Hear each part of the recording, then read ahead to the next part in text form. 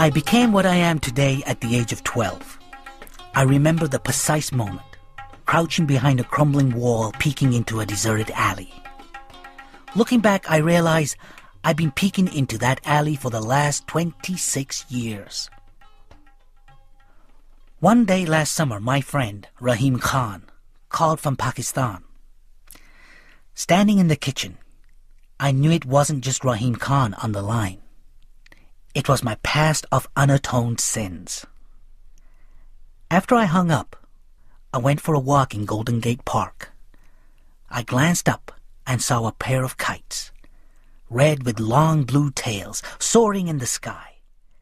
And suddenly, Hassan's voice whispered in my ear, "For you, 1,000 times over." Hassan, the hare-lipped kite runner. I sat on a bench and thought about something Rahim Khan said before he hung up. "There is a way to be good again." I thought of the life I'd lived in Kabul until the winter of 1975 came along and changed everything. When we were children, Hassan and I used to climb the poplar trees in the drive of my father's house. We'd sit across from each other laughing, pelting each other with dried mulberries. I can still see Hassan, sunlight flickering on his perfectly round face, a face like a Chinese doll chiseled from hardwood, his slanting eyes like bamboo leaves, the cleft lip just left of midline. Sometimes I talked him into firing walnuts with his slingshot at the neighbor's dog. Hassan never wanted to, but if asked, really asked, he wouldn't deny me. Hassan never denied me anything. And he was deadly with his slingshot. If his father caught us, he'd get mad, or as mad as someone as gentle as Ali could get. Hassan never told on me, never said that shooting the walnuts was my idea. The poplar trees lined the drive into my father's estate. Everyone agreed that Baba had built the most beautiful house in northern Kabul. Intricate mosaics covered the floor and gold-stitched tapestries lined the walls. Upstairs was Baba's study, where he and his friends reclined on black leather chairs after Ali had served dinner. Sometimes I'd ask if I could sit with them, but Baba would say, "This is grown-up time. Why don't you go and read one of those books of yours?" The living room downstairs had a cabinet full of pictures. An old grainy photo of my grandfather and King Nader Shah taken 2 years before his assassination. A picture of my parents' wedding night, and one of Baba and his business partner Rahim Khan. I'm the baby in Baba's arms, but it's Rahim Khan's little finger my hand is curled around. From the dining room, a large sliding glass door opened onto a semicircular terrace that overlooked the grounds. Baba and Ali had planted a vegetable garden along the eastern wall, tomatoes, mint, peppers, and a row of corn that never really took. At the southern end of the garden was a modest little mud hut where Hassan lived with his father. Hassan was born in the winter of 1964, just a year after my mother died giving birth to me. In the 18 years I lived in that house, I stepped into Hassan and Ali's quarters only a handful of times. When we were done playing for the day, I went to Baba's mansion, Hassan to the mud shack where he'd been born. While my mother died during childbirth, Hassan's ran off with a troupe of traveling dancers. I'm told no one was really surprised. People had raised their eyebrows when Ali married a beautiful woman 19 years younger than him. Polio had left Ali with a twisted leg. In the neighborhood, the older kids chased him and called him names like Babaloo or Bogeyman. They shouted, "Hey, Babaloo! You flat-nosed Hazara!" They called him flat-nosed because of his mongoloid features. School textbooks barely mention the Hazaras, but I found a chapter on their history in one of my mother's old books. I read that my people, the Pashtuns, had driven them from their lands, burned their homes and sold their women, The book said part of the reason was that the Pashtuns were Sunni Muslims while Hazaras were Shia. The book told me a lot of things my teachers hadn't mentioned. Ali never retaliated against his tormentors. He was immune. He'd found his joy in his smiling son. After Hassan's mother left, Baba hired the same wet nurse who'd fed me. Hassan and I fed from the same breast, took our first steps on the same lawn, and under the same roof, we spoke our first words. Mine was Baba. His was Amir. My name. Looking back, I think the foundation for what happened was already laid in those first words. Law has it, my father once wrestled a black bear in Balochistan with his bare hands. If the story had been about anyone else, it would have been dismissed as laugh, the Afghan tendency to exaggerate. But my father was a towering man with a thick beard and a wayward crop of curly brown hair. When I was 5, he decided to build an orphanage. Rahim Khan told me Baba drew the blueprints himself and personally funded the entire project. On the day the orphanage was opened, I was so proud he was my father. When people had told Baba that running a business wasn't in his blood, he proved them all wrong by becoming one of the richest merchants in Kabul. With me as the glaring exception, my father molded the world to his liking. I always felt that Baba hated me a little. And why not? I killed his beloved wife, hadn't I? The least I could have done was to have the decency to turn out a little more like him. But I hadn't. Not at all. One night, passing Baba's study, I overheard him talking to Rahim Khan. He's always buried in those books, or shuffling around the house like he's lost in some dream. And? Came Rahim Khan's voice. I wasn't like that. Rahim Khan laughed. Children aren't coloring books. You don't get to fill them in with your favorite colors. It has nothing to do with that.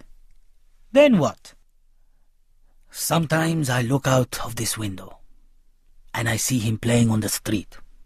I see how the other boys push him around, and he never fights back. He just drops his head. So he's not violent, Rahim Khan said. It's more than that. There is something missing in that boy. Yes, a mean streak. Self-defense has nothing to do with meanness. You know what happened when the other boys tease him? Hassan steps in and fends them off. And when they come home, I say to him, how did Hassan get that scrape on his face? And he says, he fell down. If I hadn't seen the doctor pull him out of my wife with my own eyes, I'd never believe he's my son.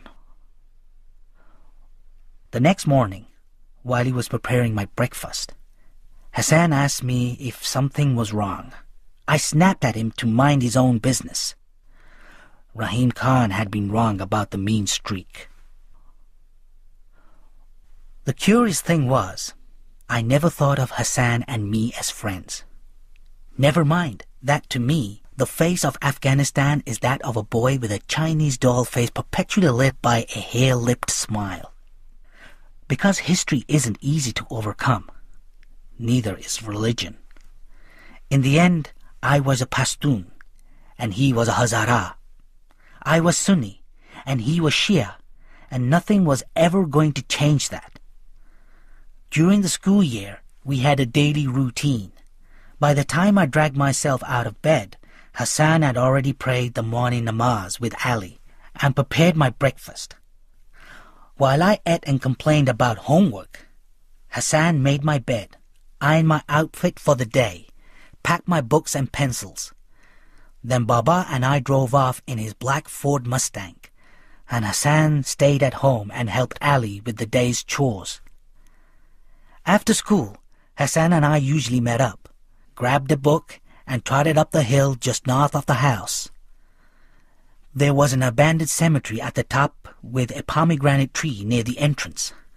I carved our names on it, Amir and Hassan, the Sultans of Kabul.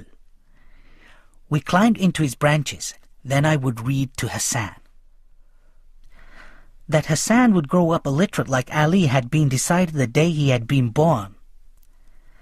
When I was in 5th grade, we had a mullah who taught us about Islam.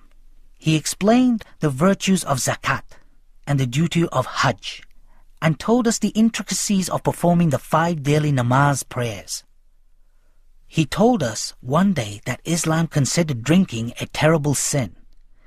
In those days, drinking was fairly common in Kabul. No one gave you a public lashing for it. That evening when Baba was pouring himself a whiskey in his study, I told him what the mullah had said, and asked him if the whiskey made him a sinner. He pulled me onto his knee. "I'll tell you what your father thinks about sin, Amir. But first understand this. You'll never learn anything of value from those bearded idiots. Piss on the beards of all those self-righteous monkeys. They do nothing but thumb their prayer beads and recite a book written in a tongue they don't even understand. God help us if Afghanistan falls into their hands." "But the mullah seems nice," I tittered. "So did Genghis Khan. But you ask about sin. No matter what the mullah teaches, there's only one sin, and that's theft. Every other sin is a variation of theft. Do you understand?" "No, Baba," I said, desperately wishing I did. Baba sighed. "When you kill a man, you steal a life. You steal his wife's right to a husband, rob his children of a father. When you tell a lie, you steal someone's right to the truth. When you cheat, you steal the right to fairness. Do you see? There's no act more wretched than stealing, Amir. If there's a God out there, then I hope he has more important things to attend to than my drinking scotch or eating pork." He eased me off his knee. As I watched him fill his glass, I wondered how much time would pass before we talked again the way we just had. That night, playing cards in the kitchen, Hassan and I heard a roar like thunder and the rat-a-tat of gunfire. The shooting and the explosions lasted less than an hour, but they frightened us badly. They were foreign sounds to us then. The generation of Afghan children, whose ears would know nothing but the sounds of bombs and guns, wasn't yet born. Huddled in the dining room waiting for the sun to rise, none of us had any notion that a way of life had ended. As it turned out, they hadn't shot much of anything that night in 1973. But Kabul awoke the next morning to find that the monarchy was a thing of the past.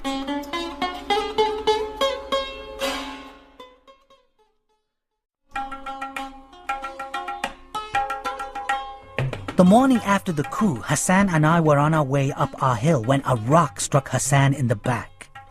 We whirled round and my heart dropped. Asif and 2 of his friends were approaching us. If you were a kid living in the Wazir Akbar Khan district of Kabul, you knew about Asif and his famous brass knuckles.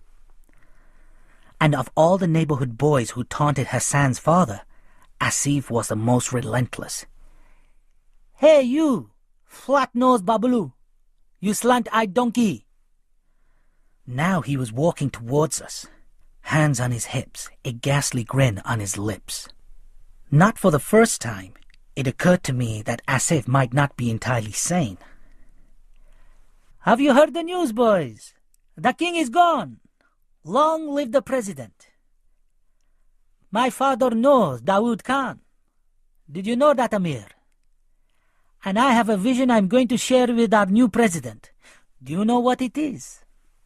I shook my head as his eyes flickered towards Hassan. "Afghanistan is the land of the Pashtun.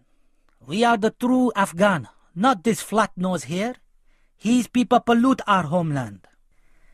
He reached into the back pocket of his jeans. I'll ask the president to do what the king didn't have the Quat to do. To rid Afghanistan of all the dirty Hazaras. I saw with a sinking heart what he had fished out of his pocket. The metal knuckle sparkled in the sun.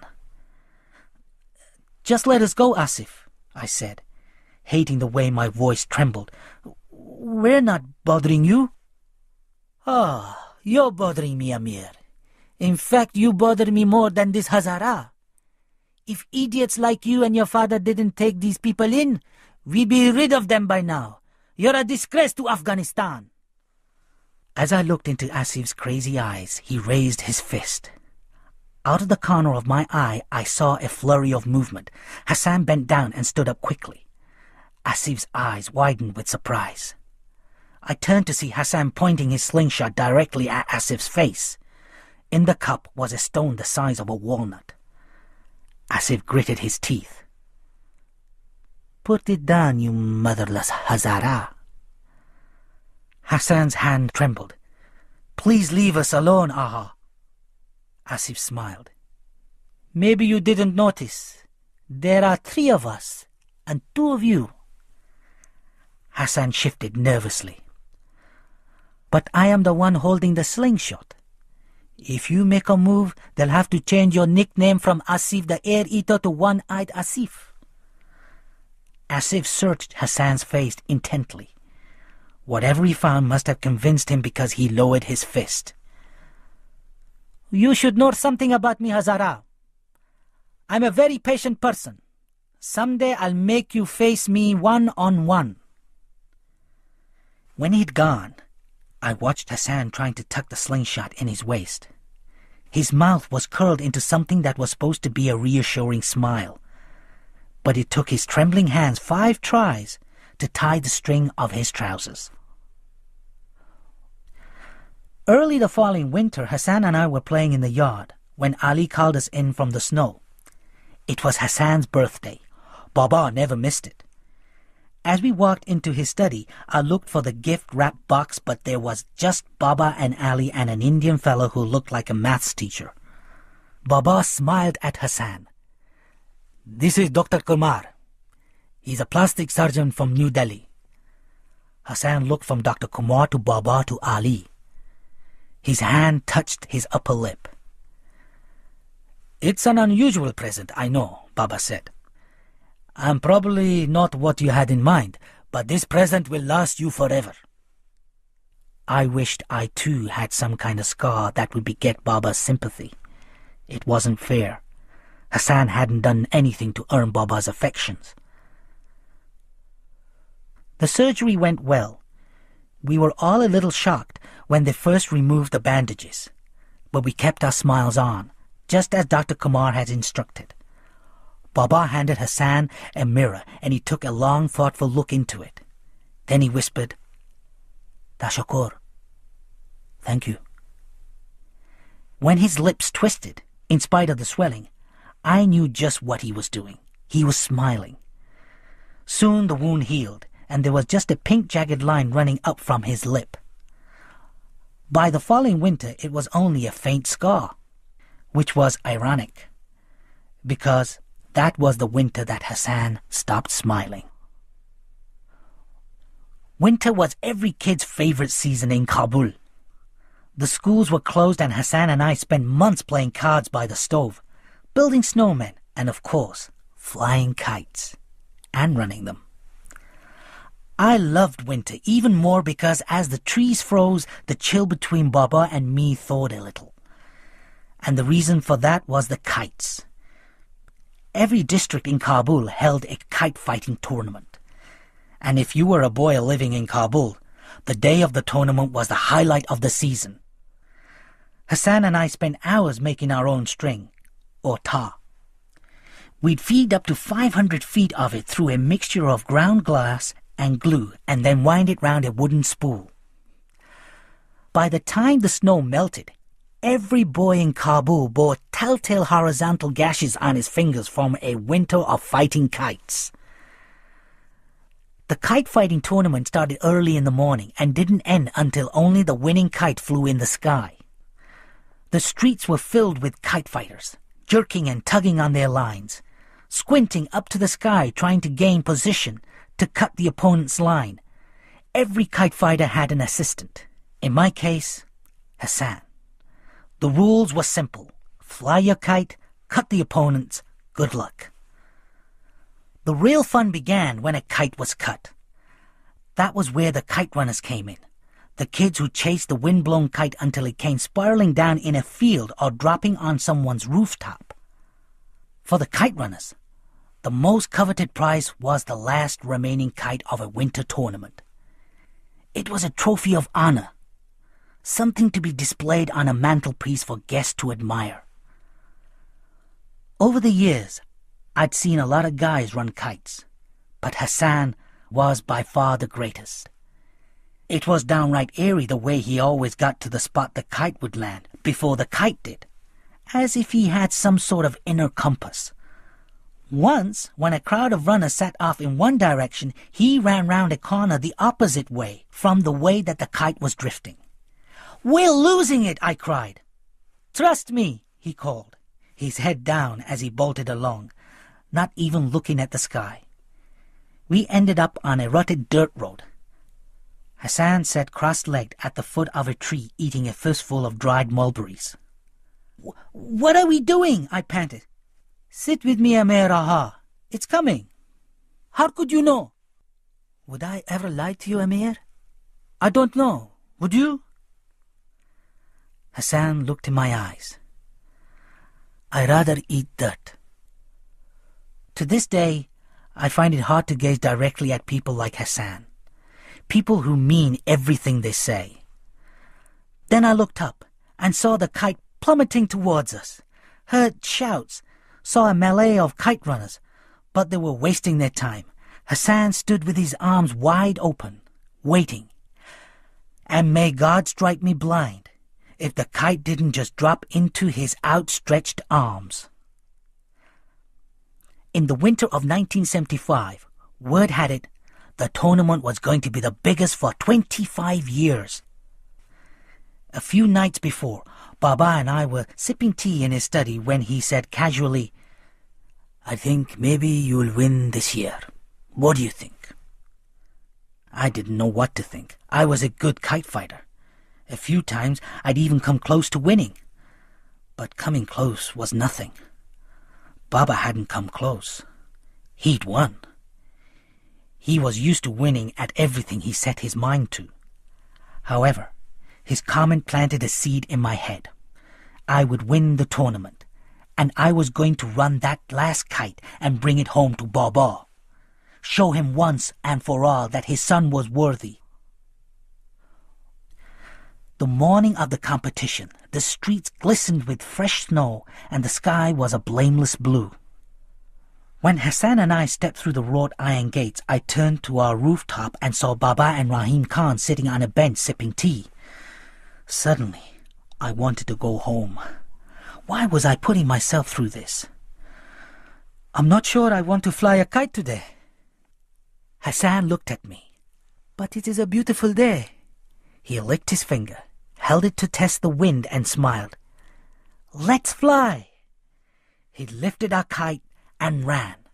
The spool rolled in my hands. Hassan stopped about 50 feet away and held the kite high over his head. I jerked the string twice, our sign, and Hassan tossed the kite. Within a minute, it was rocketing to the sky. At least 24 kites were already swooping like paper sharks roaming for prey. Within an hour, the number doubled. Soon the cutting started, and the first of the defeated kites whirled out of control. They fell from the sky like shooting stars, with brilliant rippling tails. I kept stealing glances at Baba on the roof. They were coming down all over the place now, and I was still flying. A red kite was closing in on me. I tangled with it, and triumphed when he became impatient and tried to cut me from below. Within another hour, the number of surviving kites dwindled to 12. My legs ached, my neck was stiff, but with each defeated kite, hope grew in my heart but my eyes kept returning to a blue kite that had been wreaking havoc. "How many he cut?" I asked Hassan. "I count 11. I didn't dare look at the roof. I had to concentrate. The tension was as taut as the glass string. People were stomping their feet, calling, "Cut him! Cut him!" All I heard was the blood thudding in my head. All I saw was the blue kite, and suddenly I knew I was going to win. A gust of wind lifted my kite, and I took advantage, looped my kite on top of the blue one, and held position. The blue kite tried to maneuver out of trouble, but I didn't let go. "You're almost there," Hassan panted. Then the moment came. I closed my eyes and loosened my grip on the string. It sliced my finger as the wind dragged, and then I didn't need to hear the crowd roar to know. Hassan was screaming, and his arms were wrapped around my neck. "Bravo! Bravo!" I opened my eyes, saw the blue kite spinning wildly. Hassan looked up at me, and we smiled at each other. Then I was screaming, and everything was alive and good. I threw my free arm around Hassan, and we hopped up and down, both of us laughing, both of us weeping. "You won, Amira! We won!" was all I could say. I saw Baba on our roof pumping both of his fists. And that, right there, was the single greatest moment of my 12 years of life, seeing Baba proud of me at last. But then he was motioning with his hands. Hassan looked at me. "We celebrate later. Right now, I'm going to run that blue kite for you." He had already reached the street corner when he stopped and turned, cupping his hands round his mouth. "For you, 1,000 times over!"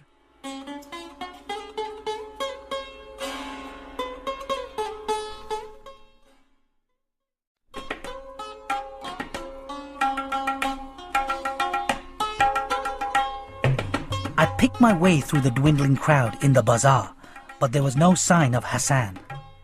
I described him to an old merchant. He eyed me up and down. "What's a boy like you doing looking for a Hazara?" I controlled my impatience. "He's our servant's son." The man rested an arm on his mule's back and pointed south. "I think I saw him running that way. He had a blue kite in his hand." "For you, 1,000 times over," he'd promised. Good old Hassan. He'd run the last kite for me. "Of course, they probably caught him by now." "Who?" "The other boys who were chasing him." For the next few minutes, I poked my head behind every stall. I'd reached a secluded muddy road when I heard voices up ahead coming from one of the alleys. I crept closer and peeked round the corner. Hassan was standing defiantly at the end, fist curled, legs slightly apart. Behind him, on a pile of rubble, was the blue kite. My key to Baba's heart. Blocking Hassan's way were 3 boys, the same 3 that had threatened us the day Hassan had saved us with his slingshot. Asif was twirling his familiar brass knuckles. The other 2 shifted nervously on their feet. "Where's your slingshot, Hazara?" Asif sneered. I exhaled slowly, quietly. I felt paralyzed. I watched them close in on the boy I'd grown up with, the boy whose hair-lit face had been my first memory. "But today's your lucky day, Hazara," Asif said. "I'm in a mood to forgive. What do you say to that, boys?" "That's generous," one of them blurted. He was trying to sound like Asif, except there was a tremor in his voice. Then I understood. He wasn't afraid of Hassan, he was afraid because he had no idea what Asif had in mind. Asif waved his hand. "Of course, nothing is free in this world, and my pardon comes with a small price. It's going to cost you that blue kite." Even from where I was standing, I could see the fear in Hassan's eyes, but he shook his head. Amir won the tournament fair and square, and I ran this kite for him. This is his kite. Oh, loyal Hazara! Loyal as a dog, Asif sneered. But before you sacrifice yourself for him, think. Would he do the same for you? Have you ever wondered why he never includes you in games when he has guests? I tell you why, Hazara.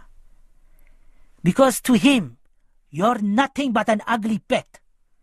Something to play with when he is bored or kick when he is angry. Don't ever fool yourself you're something more. Amir Aha and I are friends, Hassan said. Asif laughed. You pathetic fool. Now, just give us that kite. Hassan stooped and picked up a rock. Whatever you wish. Asif unbuttoned his coat. I opened my mouth, almost said something. Almost. The rest of my life might have turned out differently if I had. But I didn't. I just watched. Asif motioned to the other two. I've changed my mind. I'd let you keep the kite. So, it will always remind you of what I'm about to do. Then he charged, knocking Hassan to the ground. The other two followed. I closed my eyes. But when I opened them again, there were two things I couldn't stop looking at. One was the blue kite. The other was Hassan's pants, thrown on a heap of eroded bricks. All I want you weaklings to do is to hold him down. Asif unzipped his jeans. Hassan didn't struggle, didn't even whimper. He moved his head slightly, and I caught a glimpse of his face, saw the resignation in it. It was the look of the lamb. I stopped watching, turned away from the alley. I realized I was weeping. I had one final opportunity to decide who I was going to be. I could step into that alley, stand up for Hassan the way he'd stood up for me, or I could run. In the end, I ran. Back in the bazaar, I hid behind a stall. 15 minutes later, I heard voices and watched Asif and the other two sprinting by, laughing. I forced myself to wait 10 more minutes. Then I walked back towards the alley. Hassan was walking slowly towards me. He had the blue kite in his hands. That was the first thing I saw. His shirt was ripped. He was swaying on his feet as if he was going to collapse. Then he steadied himself, handed me the kite. "Where were you?" I said. I've been looking for you." He dragged his sleeve across his face. I waited for him to say something, but we just stood there in silence. I was grateful for the early evening shadows that fell on his face and concealed mine. I was glad I didn't have to return his gaze. Did he know I knew? And if he knew, then what would I see if I did look in his eyes? Blame? Indignation? Or what I feared most, guileless devotion? It happened just the way I'd imagined. I opened the door to the study. Baba and Rahim Khan turned their heads and a smile played on my father's lips. I put the kite down, walked into his open arms, buried my face in the warmth of his chest and wept. Baba held me close, rocking me back and forth. In his arms, I forgot what I had done, and that was good. For a week, I barely saw Hassan. I woke to find breakfast already on the kitchen table, my clothes ironed. Hassan used to wait for me before he started ironing so we could talk. Now, only the folded clothes greeted me, and a breakfast I hardly ate. "Lately, all he seemed to want to do is sleep," said Ali. "After the kite tournament, he come home a little bloody." Did something happen to him, Amir? I shrugged. How should I know? Maybe he's sick. Baba and I were finally friends. We'd gone to the zoo and then the kebab house, and Baba had told me stories of his travels to India and Russia. That should have been fun. I finally had what I wanted all those years. Except now that I had it, I felt empty. That night in my room, a wedge of moonlight streamed in through the window. I watched Hassan get raped, I said aloud. A part of me was hoping someone would hear, so I wouldn't have to live with this lie anymore. But in the silence that followed, I understood the nature of my new curse. I was going to get away with it. My memory of the rest of the winter is pretty hazy. I was fairly happy when Baba was home. But when he was out, I closed myself in my room and I read. To my dismay, Hassan kept trying to rekindle things between us. One day he knocked on my door. "What is it?"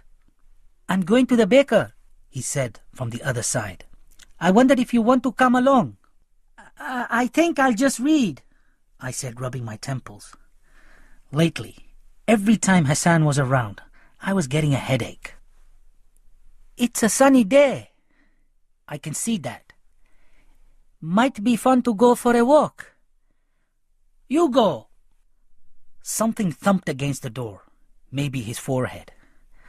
"I don't know what I have done, Amir Haha. I wish you'd tell me."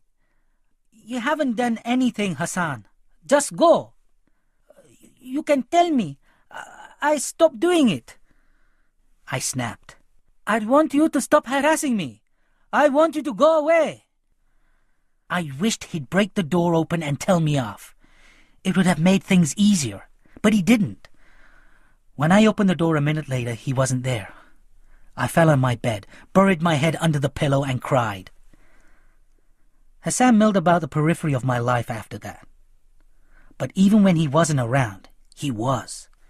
He was there in the warm slippers left outside my door, in the wood already burning in the stove when I came down for breakfast. Everywhere I turned, I saw signs of his loyalty, his goddamn unwavering loyalty. Early in the spring, a few days before the new school year started, Baba and I were planting tulips in the garden when I came right out and said it.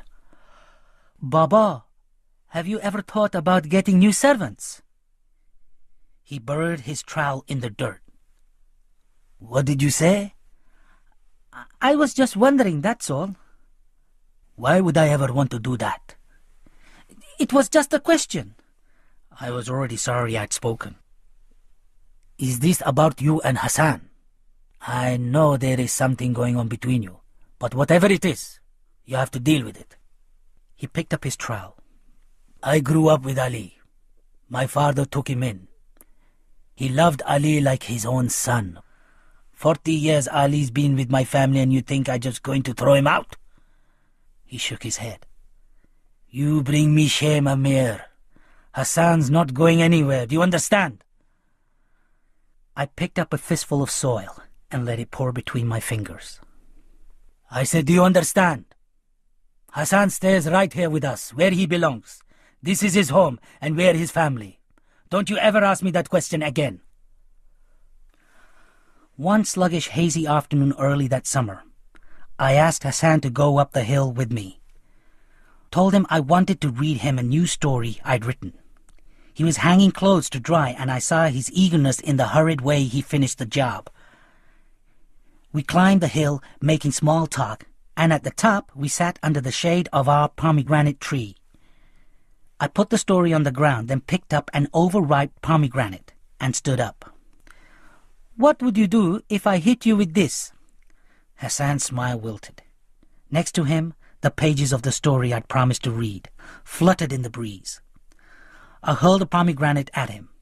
It struck him in the chest, exploding in a spray of red pulp. Hassan's cry was pregnant with surprise and pain. "Hit me back!" I snapped. Hassan looked from the stain on his chest to me. "Get up! Hit me!" Hassan did get up, but he just stood there, looking dazed.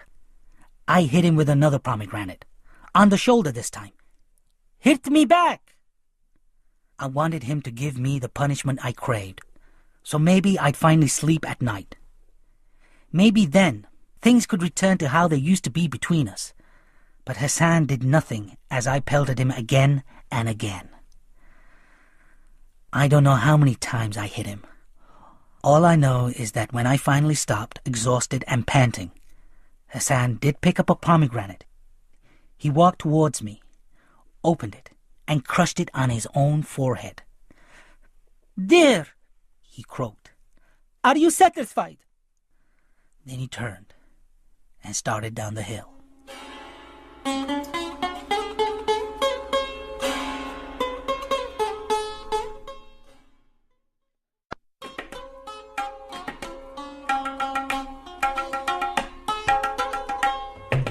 Baba threw an enormous party for my 13th birthday. Sitting in my room the next morning, I ripped open box after box of presents and several envelopes containing cash. I didn't want any of it. It was all blood money. Baba would have never thrown me a party if I hadn't won the kite tournament. Baba gave me 2 presents, a bicycle and a wristwatch. I didn't even try the watch on. When I went downstairs, Ali appeared. "The opportunity never presented itself last night for Hassan and me to give you this. We hope you like it. Happy birthday." "Thank you, Ali."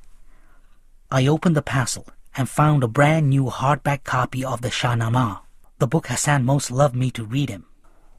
"Hassan said your copy was old and ragged, that pictures are hand-drawn in this one." "It's beautiful," I said, and it was. And I suspected not inexpensive either. I wanted to tell Ali it wasn't the book, but I who was unworthy. "Thank Hassan for me," I said. I ended up tossing the book on the pile of gifts, but my eyes kept going back to it. Before I went to bed that night, I asked Baba if he'd seen my new watch anywhere. The next morning, I waited in my room until Ali and Hassan had gone to the bazaar. Then I took a couple of envelopes of cash and my watch, and I tiptoed out. I crossed the yard and entered Ali and Hassan's hut. I lifted Hassan's mattress and planted my new watch and a handful of banknotes under it. Then I knocked on Baba's door and told him what I hoped would be the last in a long line of shameful lies. They'd both been crying. I could tell from their eyes. They stood before Baba, hand in hand, and I wondered how and when I'd become capable of causing this kind of pain. Baba came right out and asked, "Did you steal that money? Did you steal Amir's watch, Hassan?" Hassan's reply was a single word. "Yes." I flinched as if I'd been slapped. I almost blurted out the truth. Then I understood. This was Hassan's final sacrifice for me. If he had said no, Baba would have believed him because we all knew Hassan never lied. And if Baba believed him, then I would be revealed for what I really was. Baba would never forgive me. And that led to another understanding. Hassan knew I'd seen everything in that alley, that I'd stood there and done nothing. He knew I'd betrayed him, and yet he was rescuing me once again. I loved him in that moment, loved him more than I'd ever loved anyone. And I wanted to tell them all that I was a snake in the grass. I wasn't worthy of this sacrifice. And I would have told, except that a part of me was glad that this would all be over soon. Baba would dismiss them and life would move on. I wanted to start with a clean slate. I wanted to be able to breathe again. Except that Baba stunned me by saying, "I forgive you." Hadn't he set me on his lap and said that theft was the one unforgivable sin? How could he just forgive Hassan? And if Baba could forgive Hassan, then why couldn't he forgive me for not being the son he always wanted? "We're leaving, Aha Sahib," Ali said. "We can't live here anymore." As the color drained from Baba's face, Ali curled his arm round his son's shoulder. It was a protective gesture, and when he glanced my way, his cold look showed me who he was protecting Hassan from. I realized Hassan had told him everything. About Asif and his friends, about the kite, about me. Strangely, I was glad that someone knew me for who I really was. I was tired of pretending. "I don't care about the money or the watch," Baba said. "I don't understand why you're doing this. Haven't I always provided well for you?" "I'm sorry, Aha Sahib, but our bags are already packed." Then I saw Baba do something I'd never seen him do before. He cried. "Please." I'll never forget the pain in Baba's plea. Slithering beads of rain sluiced down my bedroom window as I watched Ali haul the lone suitcase carrying all of their belongings to Baba's car. I saw Baba slam the boot shut and walk to the driver's side. He leaned in and said something to Ali in the back. When he straightened, I saw in his slumping shoulders that the life I'd known was over. Baba slid in. The headlights came on and cut twin funnels of light in the rain. I watched Baba's car pull away, taking with it the person whose first spoken word had been my name. I stepped back, and all I saw was rain through window panes that looked like melting silver. There were about a dozen of us, sitting in the back of a tarpaulin-covered Russian truck, our suitcases between our legs. The driver was a people smuggler. It was a pretty lucrative business driving people out of Shirawi-occupied Kabul. He was taking us to Jalalabad, where his brother was waiting with another group of refugees to drive us across the Khyber Pass to Pakistan. I thought of the way we'd left the house, as if we were just going out for a walk. Dishes smeared with kofte, piled in the kitchen sink, Baba's suit still hanging in the wardrobes. A few items of clothing were missing from the cupboards, as was the leather-bound notebook Rahim Khan had given me to write my stories in. We hadn't told Jaluddin, our 7th servant in 5 years. You couldn't trust anyone in Kabul anymore. We rolled into Jalalabad about an hour before sunrise. Then the driver informed us that for the next leg of the journey, we'd be hidden inside a fuel tank. Panic. You open your mouth so wide, your jaws creak. You order your lungs to draw air, now! The air was so thick, it was almost solid. I wanted to break it into pieces and cram it down my throat. And the stench of the gasoline! My eyes stung from the fumes. You could die in a place like this, I thought. And then a small miracle.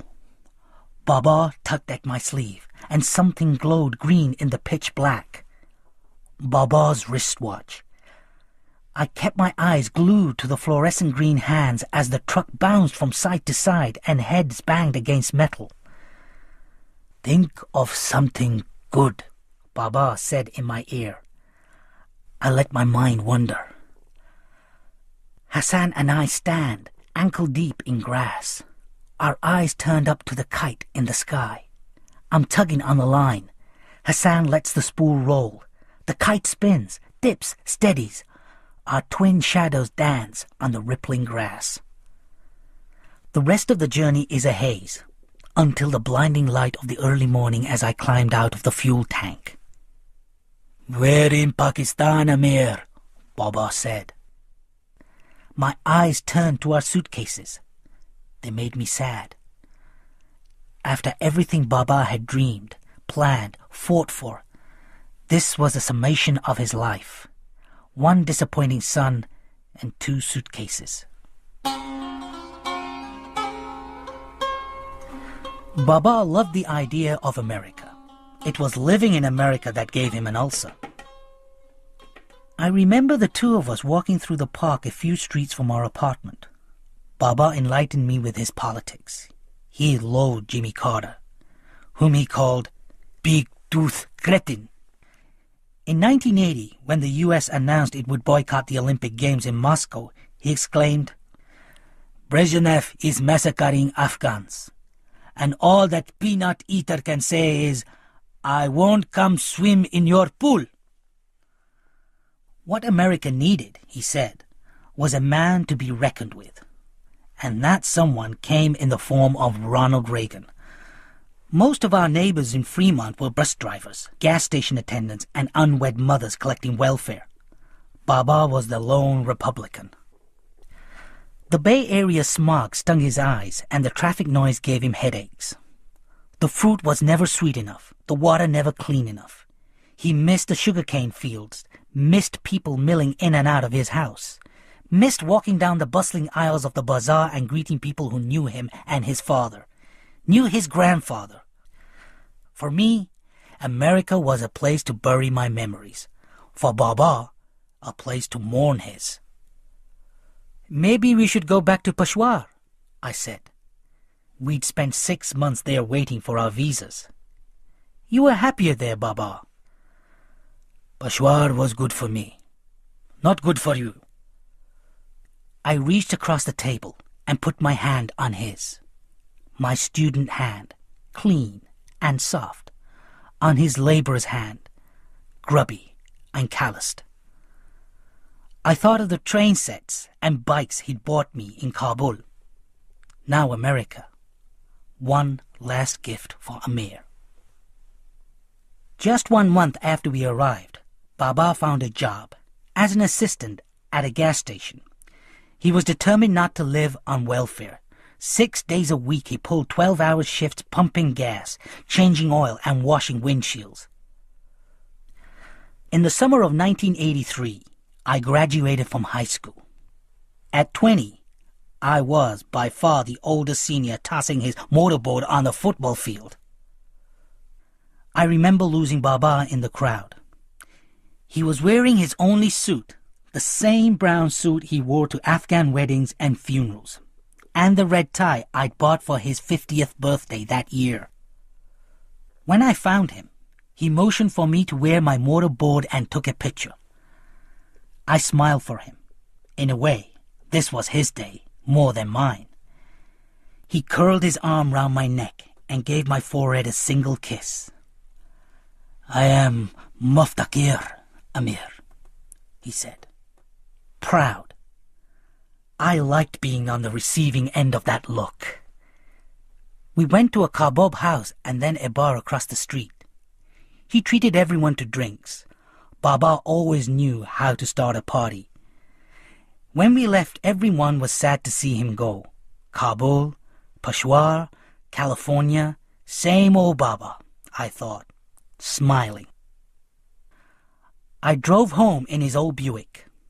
"Keep driving to the end of the block," he commanded.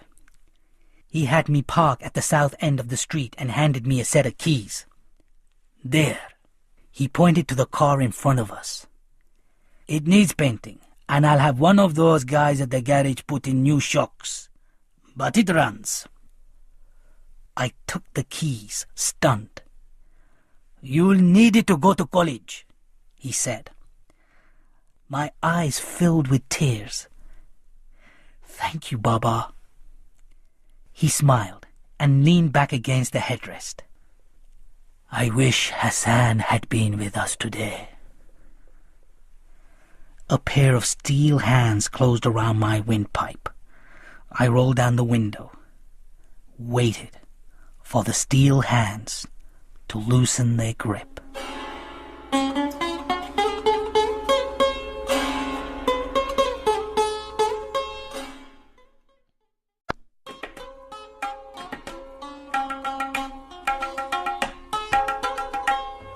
The summer I turned 21, Baba sold his car and bought a dilapidated Volkswagen bus. On Saturday, he'd wake me at dawn. We'd scan the classifieds in the local paper and circle the garage sales. We bought knickknacks that people no longer wanted. Then early Sunday morning, we drove to San Jose flea market and sold the junk for a small profit. By that summer, Afghan families were working an entire section of the market. There was an unspoken code of behavior. You greeted the guy across the aisle. You invited him for a bite of potato bologna and you chatted. Tea, politics, and scandal, the ingredients of an Afghan Sunday at the flea market. Baba sauntered down the aisle greeting people he knew from Kabul. One Sunday morning, he came back to our store with a distinguished-looking man he introduced as General Tahiri. Why did that name sound familiar? The general put his hand on Baba's shoulder. Your father and I hunted pheasants together one summer in Jalalabad. If I recall correctly, your father's eye proved as keen in the hunt as it had in business. Baba kicked a wooden tennis racket on our tarpaulin spread. Some business. The general patted his shoulder. Life goes on. Badarjan, you forgot your tea. A young woman's voice. She was standing behind us. A slim, hip beauty with velvety coal-black hair. An open thermos in her hand. The general took the tea. You're so kind, my dear. Before she turned to go, I saw a brown sickle-shaped birthmark on the smooth skin, just above her left jawline. She walked to a dull grey van 2 aisles away. My daughter Soraya. General Tahiri took a deep breath like a man eager to change the subject and checked his gold pocket watch. Well, time to go and set up. For the rest of that day, I fought the urge to look towards the grey van. It came to me on our way home. Tahiri. Wasn't there some story floating around about Tahiri's daughter? I asked casually. You know me, Baba said. Talk turns to gossip, and I walk away. He looked at me coyly. Why do you ask? I shrugged. All I've heard is there was a man once, and things didn't go well. He said this gravely, as if he disclosed she had breast cancer. Oh. I hear she's a decent girl, hardworking and kind. But no suitors have knocked on the general's door since. It may be unfair, but it's what happens. Laying awake in bed that night, I thought of Soraya Tahiri's sickle-shaped birthmark and the way her luminous eyes had fleetingly held mine. On Sunday, I invented an excuse to stroll past the Tahiri stand, which Baba acknowledged with a playful smirk. Sometimes Soraya sat alone, the general off to some other road to socialize. I promised myself I'd talk to her before the summer was over. Then one sweltering Sunday, I spotted the Tahiri van next to a kiosk selling mangoes on a stick. She was alone, reading. Salam. I didn't mean to disturb you. Is General Saib here today? She pointed to her right. Her bracelet slipped down to her elbow, silver against olive. Will you tell him I stopped by to pay my respects? My name is Amir. I began to leave, stopped, and turned. I said it before I had a chance to lose my nerve. Can I ask you what you're reading? I felt the collective eyes of the flea market shift to us. This was teetering dangerously on the verge of gossip material. By Afghan standards, my question had been bold. Would she take my dare? She turned the book so the cover faced me. Wuthering Heights. Have you read it? I nodded. Sad stories make good books, she said. As we started chatting, her eyes flicked from side to side, checking for the general, I suppose. I was about to take my leave when her mother came up the aisle with a bag of fruit. When she saw us, her eyes bounced from Soraya to me and back. She smiled. Amir Jan, my husband has told me all about you. It's good to see you. How is your father? He's well, thank you. You know your grandfather, the judge? Now his uncle and my grandfather were cousins. So you see we're related. She smiled again. If I was going to have an adversary, it wouldn't be her. For a few weeks after that, I'd wait until the general went for a stroll, then walked past the Tahiri stand. If Soraya's mother was there, she'd offer me tea. I liked it when she was there. Soraya was more relaxed, more talkative, as if her mother's presence legitimized whatever was happening between us. That summer, Baba caught a cold. It started with a hacking cough and sniffles. He got over the sniffles, but the cough persisted. 2 weeks later, I caught him coughing blood-stained phlegm into the toilet. I took him to the doctor, who referred him to the pulmonary clinic. He's got a spot on his lung, the young doctor said. Cancer? Baba asked casually. Possible. It's suspicious, anyway.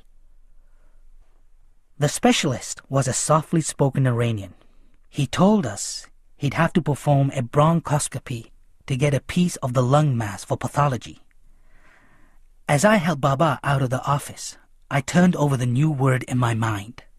Mass seemed even more ominous than suspicious. It turned out that, like Satan, cancer had many names. Baba's was called oat cell carcinoma. Inoperable. He refused any palliative treatment. When we got home, I said, I wish you'd give the chemotherapy a chance. I've made my decision, he growled. And one more thing. No one finds out about this. You hear me? I don't want anybody's sympathy. For a while, even cancer couldn't keep Baba from the flea market. Then one cool Sunday, he was selling a lampshade, whilst I was rummaging in the van for a blanket to cover his legs, when his customer yelled, Hey man, this guy needs help. I turned round, and I found Baba on the ground, his arms and legs jerking.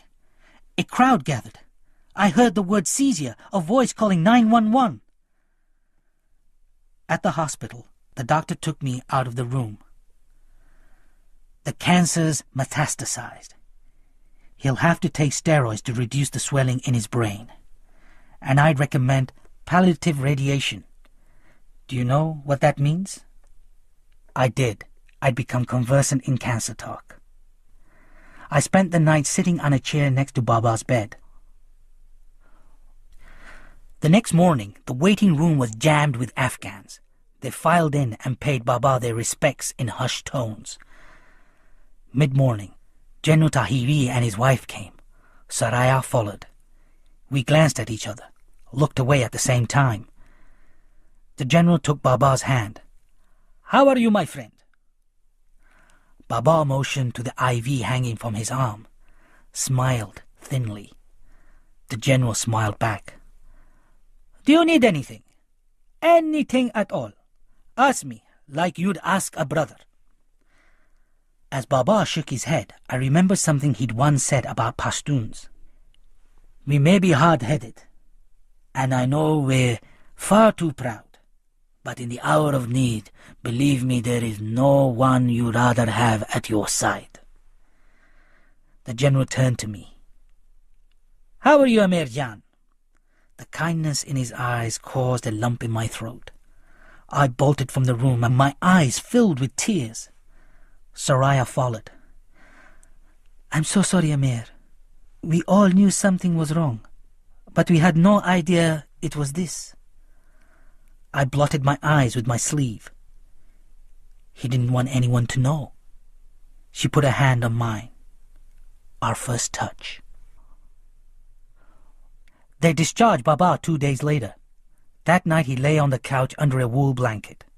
I brought him hot tea and roasted almonds, wrapped my arms around his back, and pulled him up much too easily.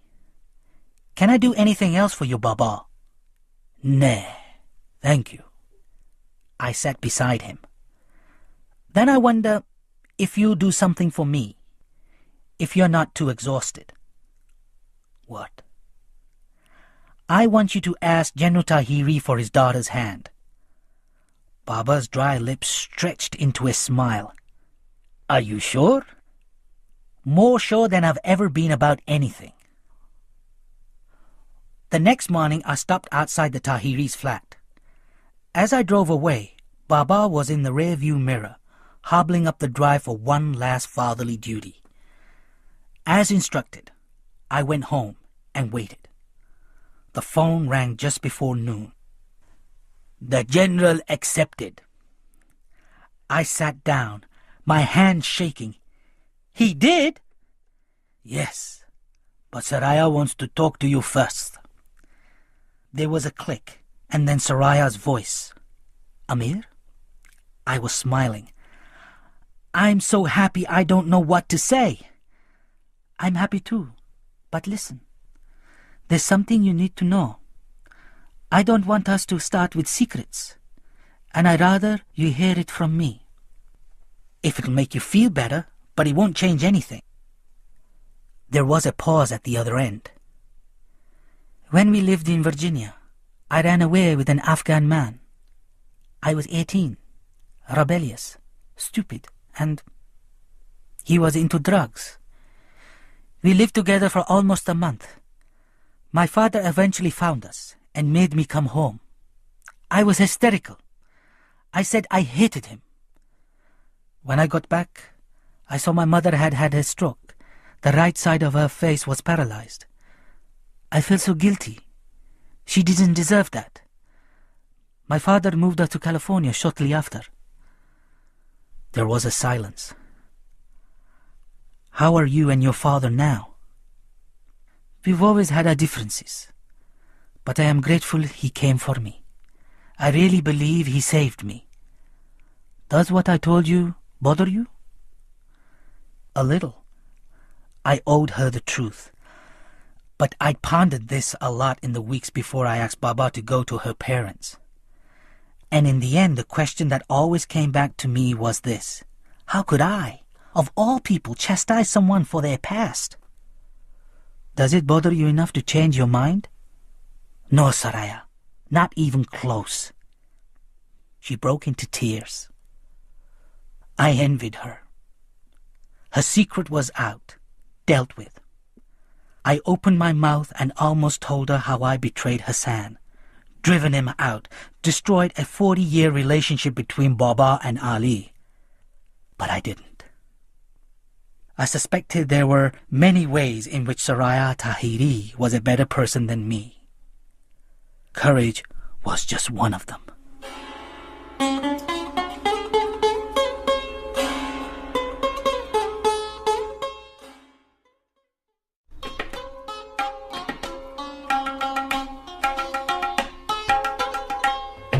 Saraya and I had been married for 15 years when the call came from Pakistan. Rahim Khan was ill. He wanted me to go and see him. I drove to Golden Gate Park where dozens of miniature boats sailed. I glanced up and saw a pair of kites floating high above the trees. I thought about the comment Rahim Khan had made before hanging up. Come, there is a way to be good again. My suspicions had been right all those years. He knew about Asif, the kite, the wristwatch. He'd always known. As the taxi passed Peshawar University, we entered an area the driver referred to as Afghan Town. I saw sweet shops, carpet sellers, and tiny restaurants with maps of Afghanistan painted on their windows, interlaced with backstreet aid agencies. I thought about the last time I saw Rahim Khan. He'd come to say goodbye the night Baba and I fled from Kabul. I remember them embracing, crying softly. When we arrived in America, they kept in touch by phone. The last time I'd spoken to Rahim Khan was shortly after Baba's death. The driver pulled up by a narrow building. I walked up to the second floor and down a dim hallway. A thing made of skin and bones pretending to be Rahim Khan opened the apartment door. We sat on a wispy mattress, and I poured tea from a small copper samovar. The conversation inevitably turned to the Taliban. Is it as bad as I hear? Worse. They don't let you be human. Rahim Khan had moved into Baba's house when we left.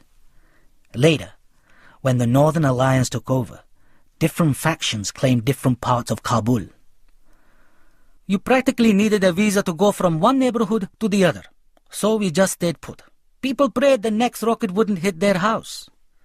When the Taliban rolled in and kicked the alliance out, I actually danced on the street. Hope's a strange thing. A violent coughing fit gripped Rahim Khan and rocked his gaunt body. How are you? I asked. Dying, actually. He blotted his brow from one wasted temple to the other.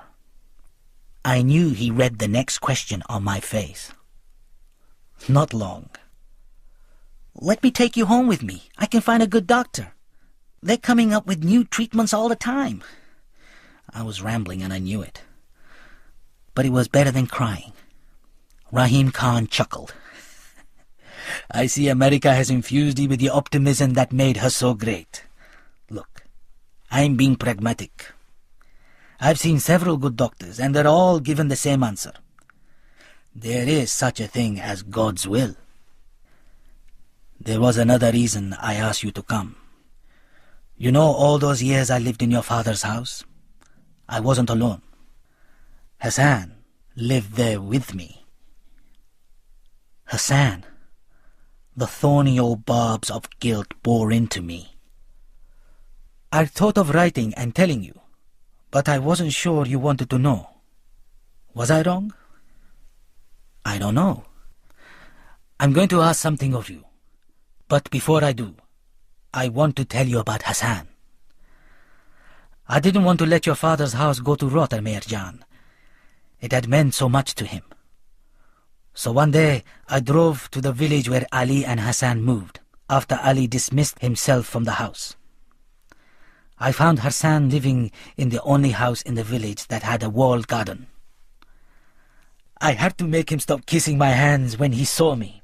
He had grown so tall, but other than that, he had those same green eyes, that scar on his lip, that smile. You would have recognized him, Amir. I'm sure of it. We went inside and met his wife, Farzana. Hassan told me that Ali and his cousin had been killed by a landmine 2 years before. A landmine. Is there a more Afghan way of dying?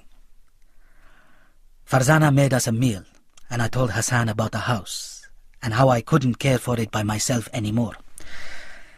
I asked him to move to Kabul with me. At first, he wanted to stay. He and Farzana had made a life for themselves in the village. He asked about you, and I told him you were in America. He wanted to know, had you married? Did you have children? Did you still fly kites? Were you happy? He learned to write, and he asked if he wrote you a letter, would I pass it on to you? He wept like a child when he heard about your father. He and Farzana insisted that I spend the night there. All night I could hear them whispering and Hassan sobbing. And in the morning he told me that he decided to move to Kabul with me. When I asked if he was sure, he said, Ohosab was like my second father. When we got back to Kabul, Hassan refused to move into the house. He said it was a matter of respect. He and Farzana moved into the hut in the backyard. I pleaded with them to use the guest bedroom, but he wouldn't. They did all the cooking, all the cleaning. Hassan tended the flowers in the garden, painted the walls. It was as if he was preparing the house for someone's return. In the winter of 1990, they had a son, and they called him Sohrab, after Hassan's favorite hero from the Shahnameh. Do you remember you used to read it to him? He was a beautiful little boy, with the same sweet temperament as his father. Hassan taught Sohrab how to shoot the slingshot, and by the time he was 8, he was deadly with the thing. He also taught him to read and write. His son wasn't going to grow up illiterate like he had. I grew very attached to that little boy. He reminded me of you. You remember I told you how you all celebrated when the Taliban rolled in? Well, that night when I got home, I found Hassan in the kitchen listening to the radio. God help the Hazaras now, Rahim Khan, he said. But the war is over, I said. There's going to be peace. A few weeks later, the Taliban banned kite fighting. 2 years later, they massacred the Hazaras in Mazar Sharif. Rahim Khan fished an envelope from his jacket and handed it to me. Inside was a photograph and a folded letter. A tall man wearing a white turban stood with a little boy in front of a set of wrought iron gates. He exuded a sense of self-assuredness. His arms comfortably crossed on his chest, his smiling face tilted towards the sun. Rahim Khan was right. I'd have known him anywhere. The little boy stood barefoot, his head resting against his father's hip. He too was grinning. I unfolded the letter. In the name of Allah, the most beneficent, the most merciful, Amir Aha, with my deepest respects. Farzana Jan, Sohrab, and I pray that this letter finds you in good health. I have told much about you to Farzana and Sohrab, about us growing up together. They laugh at the stories of the mischief we used to cause. Alas, the Afghanistan of our youth is long dead. In Kabul, fear is everywhere, and you cannot escape the killing. I wish you could see Sohrab. He's a good boy. The two of us often walk up to the cemetery on the hill. We sit under the shade of our pomegranate tree, and I read him the Shahnameh. I have been dreaming a lot lately, Amir.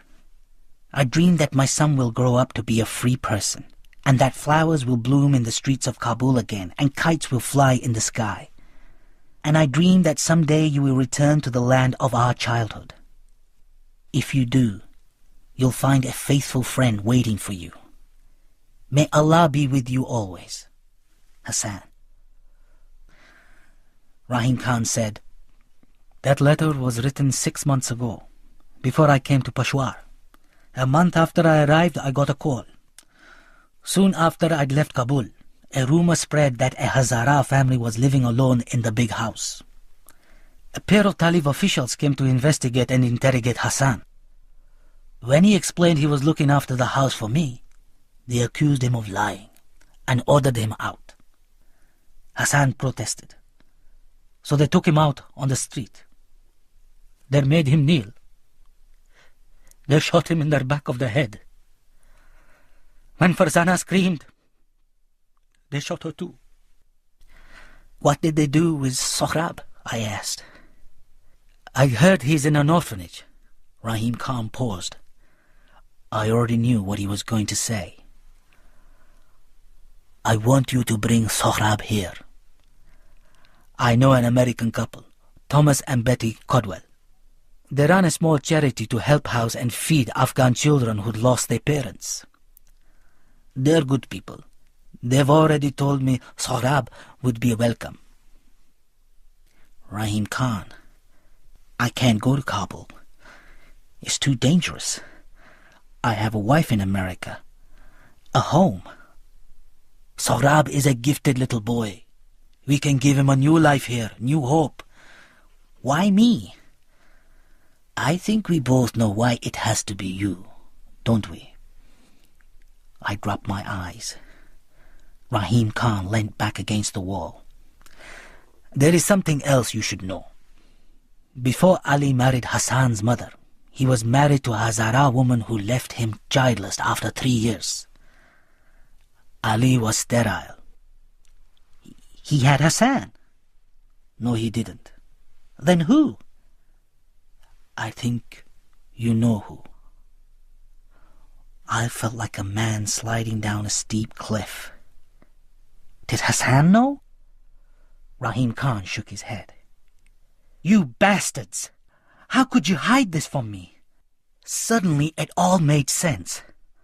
The signs had been there all along.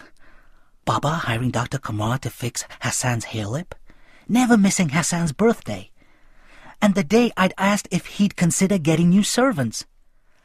"Hassan stays right here with us," he'd said.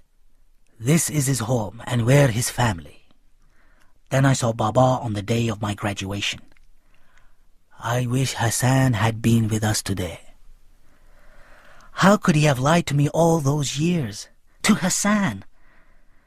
When I was little, hadn't he sat me on his lap and said, "There is only one sin, and that's theft. When you tell a lie, you steal someone's right to the truth." And now, 15 years after I'd buried him, I was learning that Baba had been a thief of the worst kind, because the things he'd stolen had been sacred. From me, the right to know I had a brother. From Hassan, his identity. And from Ali, his honor. Then it occurred to me that Baba and I were more alike than I'd realized. We'd both betrayed the people who would have given their lives for us. And with that came the realization that Rahim Khan had summoned me here to atone not just for my sins, but for Baba's too. "There is a way to be good again," he said. A way to end the cycle.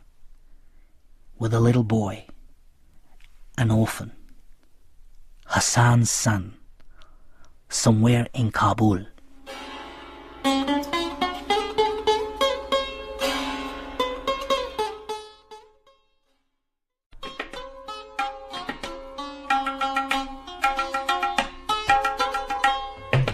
The drive through the tribal lands of the Khyber Pass was just as I remembered it when Baba and I had driven through back in 1974. The driver was a sullen man called Farid. Rahim Khan had warned me not to expect a warm welcome from those who stayed in Afghanistan and fought the wars. Farid was dressed much as I was, a rough woven woolen blanket wrapped over a grey Piran tumban. I was also wearing a false beard, provided by a man Rahim Khan knew who specialized in weaving them for journalists. Rahim Khan had wanted me to stay in Peshawar to plan more thoroughly, but I knew I had to leave as soon as possible. I was afraid the appeal of my life in America would draw me back, that I'd let it tempt me away from this one last chance of redemption. As for Soraya, telling her I was going back to Afghanistan just wasn't an option. We'd crossed the border, and the signs of poverty were everywhere. "I feel like a tourist in my own country," I said. "You still think of this place as your country?" scoffed Farid. "After 20 years of living in America?" "I think a part of me always will. I grew up here." He snorted. "Let me imagine, Aha Saab. You probably live in a big 3-story house, with a nice backyard that your gardener filled with flowers and fruit trees. All gated, of course. You had servants, probably Hazaras, and I bet my first son's eyes this is the first time you worn a pakol." He pointed to an old man dressed in rags. "That's the real Afghanistan, Aha Saib. You've always been a tourist here. You just didn't know it. What brings you back to Afghanistan anyway? Selling land? Selling a house? Before you run back to America and spend the money on family vacation in Mexico?" "I'm going to Kabul to find a boy." I fished the photo of Sorab and Hassan out of my pocket. "What does this Hazara mean to you?" "His father meant a lot to me. He's dead now." Farid blinked. "He was a friend of yours?" My instinct was to say yes, but there'd been enough lies already. He was my half-brother, my illegitimate half-brother. I want to take his son back to Peshawar. There are people there who take care of him. Farid rested his hand on my shoulder. "You are an honorable man, Amir Aha, a true Afghan." I cringed inside. As we neared the city, he said, "Kabul isn't the way you remember it." "So I hear." He gave me a look that said hearing isn't the same as seeing, and he was right.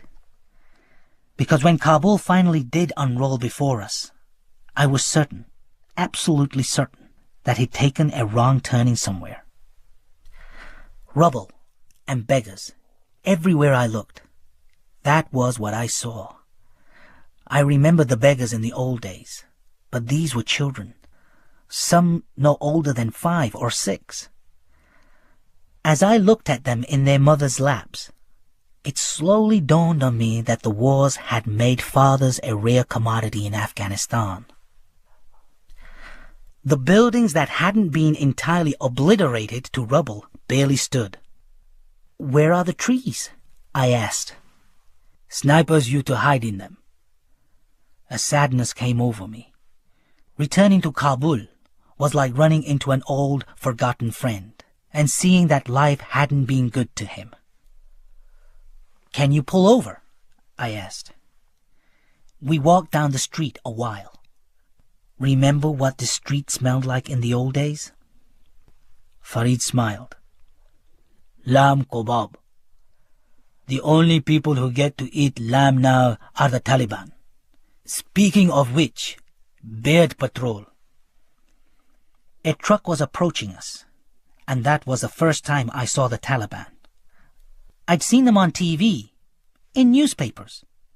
But here I was, less than 50 feet away from them, telling myself that the sudden taste in my mouth wasn't unadulterated naked fear. Here they came, in all their glory. The red pickup idled past us. A handful of stern-faced young men sat on their haunches in the cab, Kalashnikovs slung on their shoulders. They all wore beards and black turbans. One of them twirled a whip in his hand. His roaming eyes fell on me, held my gaze. I'd never felt so naked in my entire life. Then the Talib spat tobacco-stained spittle and looked away. I found I could breathe again. "What's the matter with you?" Farid hissed. "Don't ever stare at them. Do you understand me? Never!" We found the orphanage in the northern part of Khathaseth. A thin man with tiny eyes like black peas opened the door and glanced from me to Farid. "Salam alaikum." I showed him my photograph. "We're searching for this boy." "Sorry, I never seen him." "You barely looked at the picture, my friend," Farid said. The man studied the picture, handed it back. "Sorry. Now, if you'll permit me, I have work to do." He closed the door. I rapped with my knuckles. "Aha, please. We do not mean him any harm." "Please, go away," came the voice. Farid stepped up to the door. "Friend, we are not with the Taliban. The man who is with me wants to take this boy to a safe place." "I come from Peshawar," I said. "I knew Sorab's father. His name was Hassan. The boy knows how to read and write, and he's good with a slingshot. There's hope for him, a way out. I'm his half-uncle." A moment passed. Then a key rattled in the lock. The man's narrow face reappeared in the crack. "You are wrong about one thing. He is great with a slingshot. Tucks it in the waist of his trouser everywhere he goes." He invited us into his orphanage.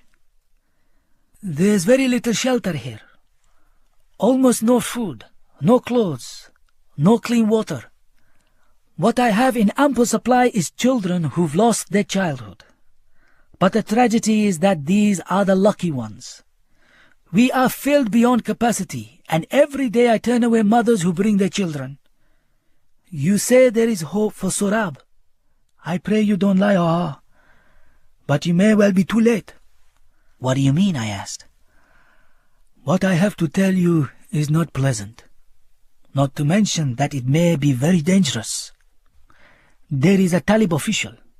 He visits every month or two He brings cash with him. The man's shifty eyes fell on me, rolled away. Usually he'll take a girl, but not always. And you allow this? Farid growled from behind me. What choice do I have? You're the director. There's nothing I can do to stop it. I haven't been paid in over 6 months. Everything I ever owned I sold to run this godforsaken place. You think I don't have family in Pakistan? I could have run like everyone else, but I didn't. I stayed for the sake of the children. If I deny him 1, he takes 10. So I let him take 1 and leave the judging to Allah. I swallow my pride and take his filthy, dirty money. Then I go to the bazaar and buy food for the children. Farid dropped his eyes. How do we find him? I asked. Go to the Ghazi Stadium tomorrow. You see him at half-time. He'll be the one wearing sunglasses. A bustling crowd thronged the entrance tunnel of the stadium. We found a spot to sit just left of midfield. I remembered how green the playing field had been in the 70s, when Baba used to bring me to soccer games here. Now the pitch was a mess. There were craters everywhere, most notably a pair of deep holes in the ground behind the south end goalposts. And there was no grass. When the 2 teams finally took to the field, it was difficult to follow the ball for the cloud of dust. They brought them out shortly after the half-time whistle. A pair of dusty red pickup trucks rode into the stadium. The crowd rose to its feet. A woman in a green burqa sat in the cab of one truck, a blindfolded man in the other. Next to me, Farid mumbled a prayer under his breath. A third truck met them at the end of the field. It was loaded with something in the back. I suddenly understood the purpose of those 2 holes behind the goalposts. Do you want to stay? Farid asked. I'd never in my life wanted to be away from a place so badly. We have to stay. When they'd forced the couple into the chest-deep holes, a chubby white-bearded cleric recited a prayer from the Quran into a microphone. I remembered something Baba had said to me years earlier. Piss on the beards of all those self-righteous monkeys. They do nothing but thumb their rosaries and recite a book written in a tongue they do not even understand. God help us all if Afghanistan ever falls into their hands. When the prayer was done, the cleric cleared his throat. Brothers and sisters, we are here today to carry out Sharia. Every sinner must be punished in a manner befitting his sin. And what manner of punishment, brother and sister, befits the adulterer? How shall we answer those who throw stones at the windows of God's house? We shall throw stones back. Next to me, Farid was shaking his head. And they call themselves Muslims. A tall man in white stepped out of the third truck. When he faced our section of the crowd, I saw he was wearing dark round sunglasses, like the ones John Lennon wore. That must be our man, Farid said. The tall talib walked to the pile of stones they'd unloaded from the truck. He picked up a rock, and looking absurdly like a baseball pitcher on the mound, he hurled the stone at the blindfolded man. The woman screamed. I closed my eyes. The spectators, "Oh!" accompanied each flinging of the stone. I don't know how much longer I sat with my face in my hands. I know that I only reopened my eyes when I heard people around me ask, "Mort, is he dead?" When the blooded corpses had been unceremoniously tossed into the backs of the red pickups, a few men with shovels hurriedly filled the holes. A few minutes later, the teams took the field. The second half was underway. After the game, the swiftness with which the appointment was set up surprised me. All Farid had to do was tell one of the Talib that we had personal business to discuss with the Talib in the white. He nodded and shouted something to a man on the field who ran to the goalpost where the Talib in the sunglasses stood. I saw him look up. He nodded, and the messenger brought word back. The meeting was set. 3 o'clock.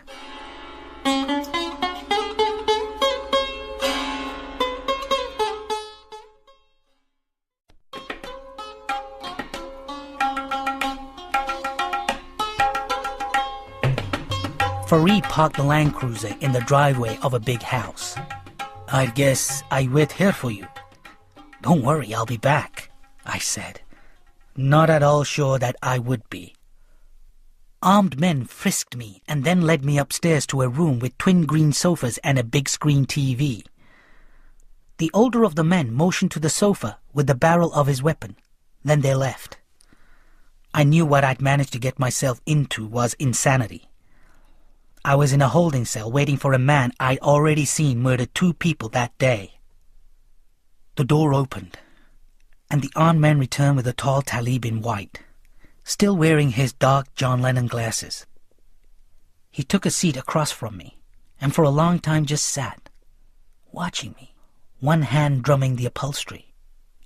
I saw a splotch of dry blood on his left sleeve. Periodically, his free hand floated up, and his thick fingers battered at something in the air. As his sleeve retracted, I saw marks on his forearm. I'd seen those tracks on homeless people in grimy alleys in San Francisco. Finally, he said, "You can do away with that now, you know."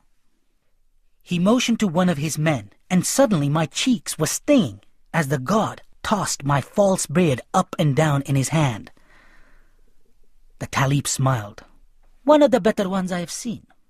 So, inshallah, you enjoyed the show today? Public justice is the greatest kind of show. Drama, suspense, and the best of all, education, en masse. You should have been with me in Mazar-e-Sharif." "Sorry?" I said. Door to door we went, calling for the men and the boys. We'd shoot them right there in front of their families. Let them see. Let them remember where they belong. You don't know the meaning of the word liberating until you've done that. Let the bullets fly, free of guilt and remorse, knowing you are doing God's work. It's breathtaking." I felt sick. "I'm looking for a boy."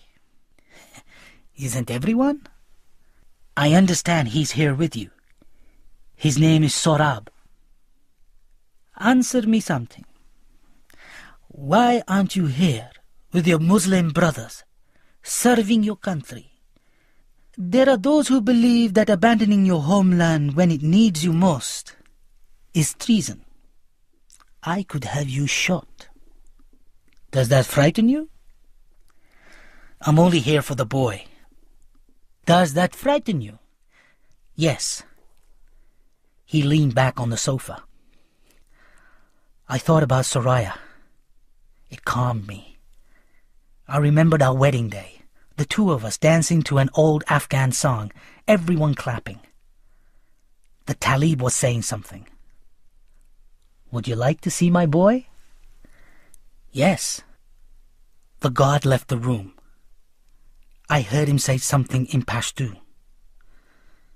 Then footfalls, and the jingle of bells with each step. The door opened, and the guard walked in carrying a stereo on his shoulder. Behind him, a boy dressed in a loose sapphire blue Pirhan Tamban. He had his father's round face, the face of my childhood. His head was shaved, his eyes darkened with mascara, and his cheeks glowed with an unnatural red. His eyes fell on me. Then he looked down at his naked feet. One of the guards pressed a button, and Pashto music filled the room. The men began to clap. Sorab raised his arms and stood on his tiptoes. He spun gracefully, dipped to his knees, straightened, and spun again. His little hand swiveled at the wrist, his fingers snapped, and his head swung side to side like a pendulum. When the music stopped, the Talib called, "Beer, beer, my boy." Sohrab went to him, head down, stood between his thighs. The Talib wrapped his arms round the boy, slid his hand down the child's back. One of the guards elbowed the other and sniggered. The Talib told them to leave us alone. Sohrab kept stealing furtive glances at me. "I've been wondering," the Talib said, "what ever happened to old Babalu anyway?" The question hit me like a hammer. The childhood taunt I'd heard thrown so often at Hassan's father. My legs went cold. The Talib laughed. "What did you think? That you'd put on a fake beard and I wouldn't recognize you? I never forget a face. Not ever." He took off his sunglasses and locked his bloodshot blue eyes on mine. "Asif, Amirjan. But what are you doing here?" I asked foolishly. Asif arched an eyebrow. "Me? I'm in my element." "What? Stoning adulterers, raping children, massacring Hazaras, all in the name of Islam?" The words spilled suddenly and unexpectedly. A look of surprise crossed Asif's face. "I see this may turn out to be enjoyable after all."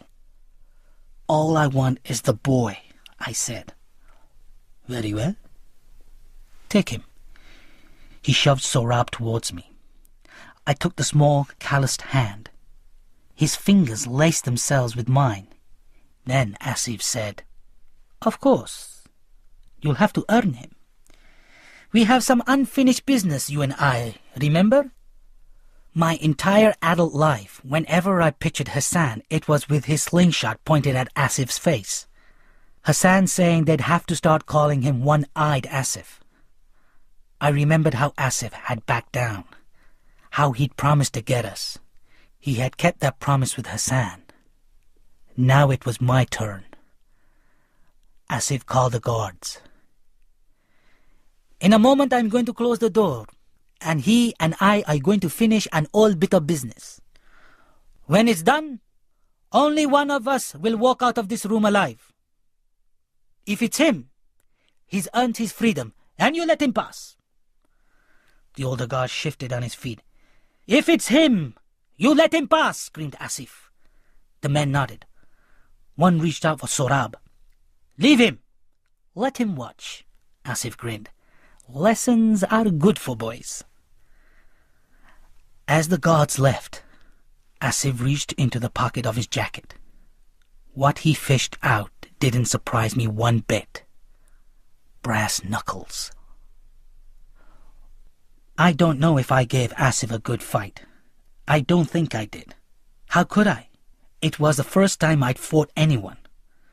My memory of the fight is amazingly vivid in stretches. Asif's bloodshot eyes, the sound of my ribs snapping like tree branches, and the end, of course. I don't know at what point I started laughing, but I did. It hurt my jaws, my ribs, and the harder I laughed, the harder Asif fought. "What is so funny?" he bellowed with each blow. What was so funny was that for the first time since the winter of 1975, I felt at peace. My body was broken. Just how badly, I wouldn't find out till later. But I felt healed. I was on the ground, with Asif straddling my chest, his face a mask of lunacy. When, "Bas!" a thin voice, "Please, no more!" I remember the orphanage director saying, "He is inseparable from that thing. He tucks it in the waist of his trouser everywhere he goes." Twin trails of black mascara mixed with tears had rolled down his cheeks. His lower lip trembled. His hand was cocked above his shoulder holding the cup of the slingshot. The elastic band was pulled taut. There was a brass ball in the cup. "Put it down, Hazara!" Asif hissed. Sohrab shook his head. "No more, Aha, please. Don't hurt him anymore. Asif let go of my throat and lunged at Sorab. The slingshot made a thwack, and Asif was screaming. He put his hand where his left eye had been. Blood oozed between his fingers. Sorab grabbed my hand, helped me to my feet. Every inch of my battered body wailed with pain. I remembered being outside, Farid running towards us. Then I was looking up at the roof of the Land Cruiser. A tiny hand on my forehead. Faces poked through the haze. They're all wearing green hats. Do I know who I am? Do I hurt anywhere? Days later, I understood. I was in a hospital in Peshawar. The doctor listed the damage.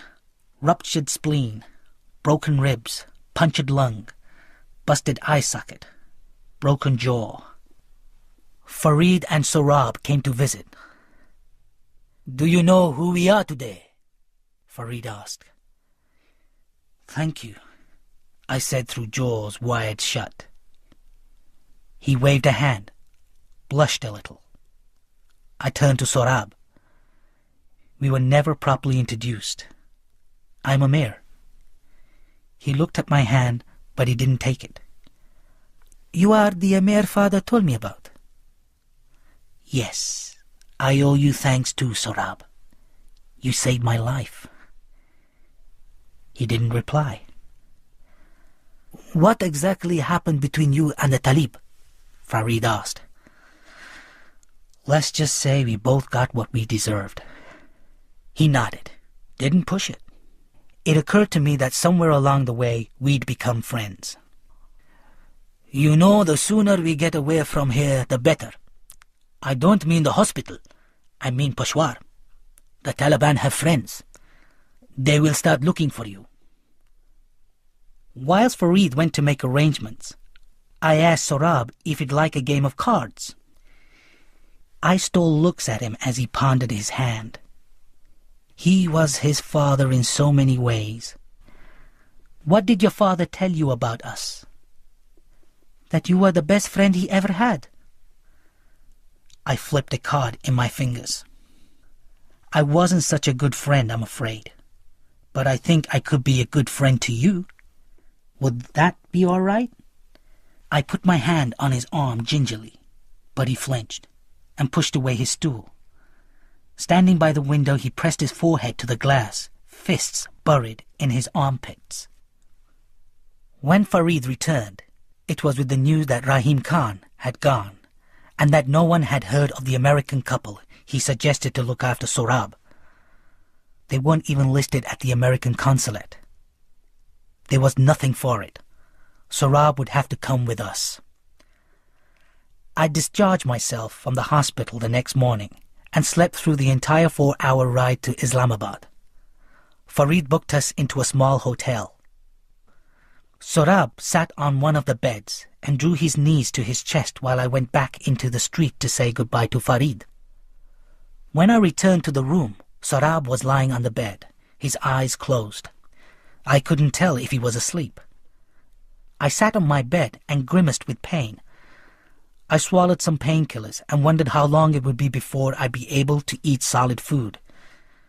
And I wondered what I'd do with the wounded little boy lying on the bed, though a part of me already knew.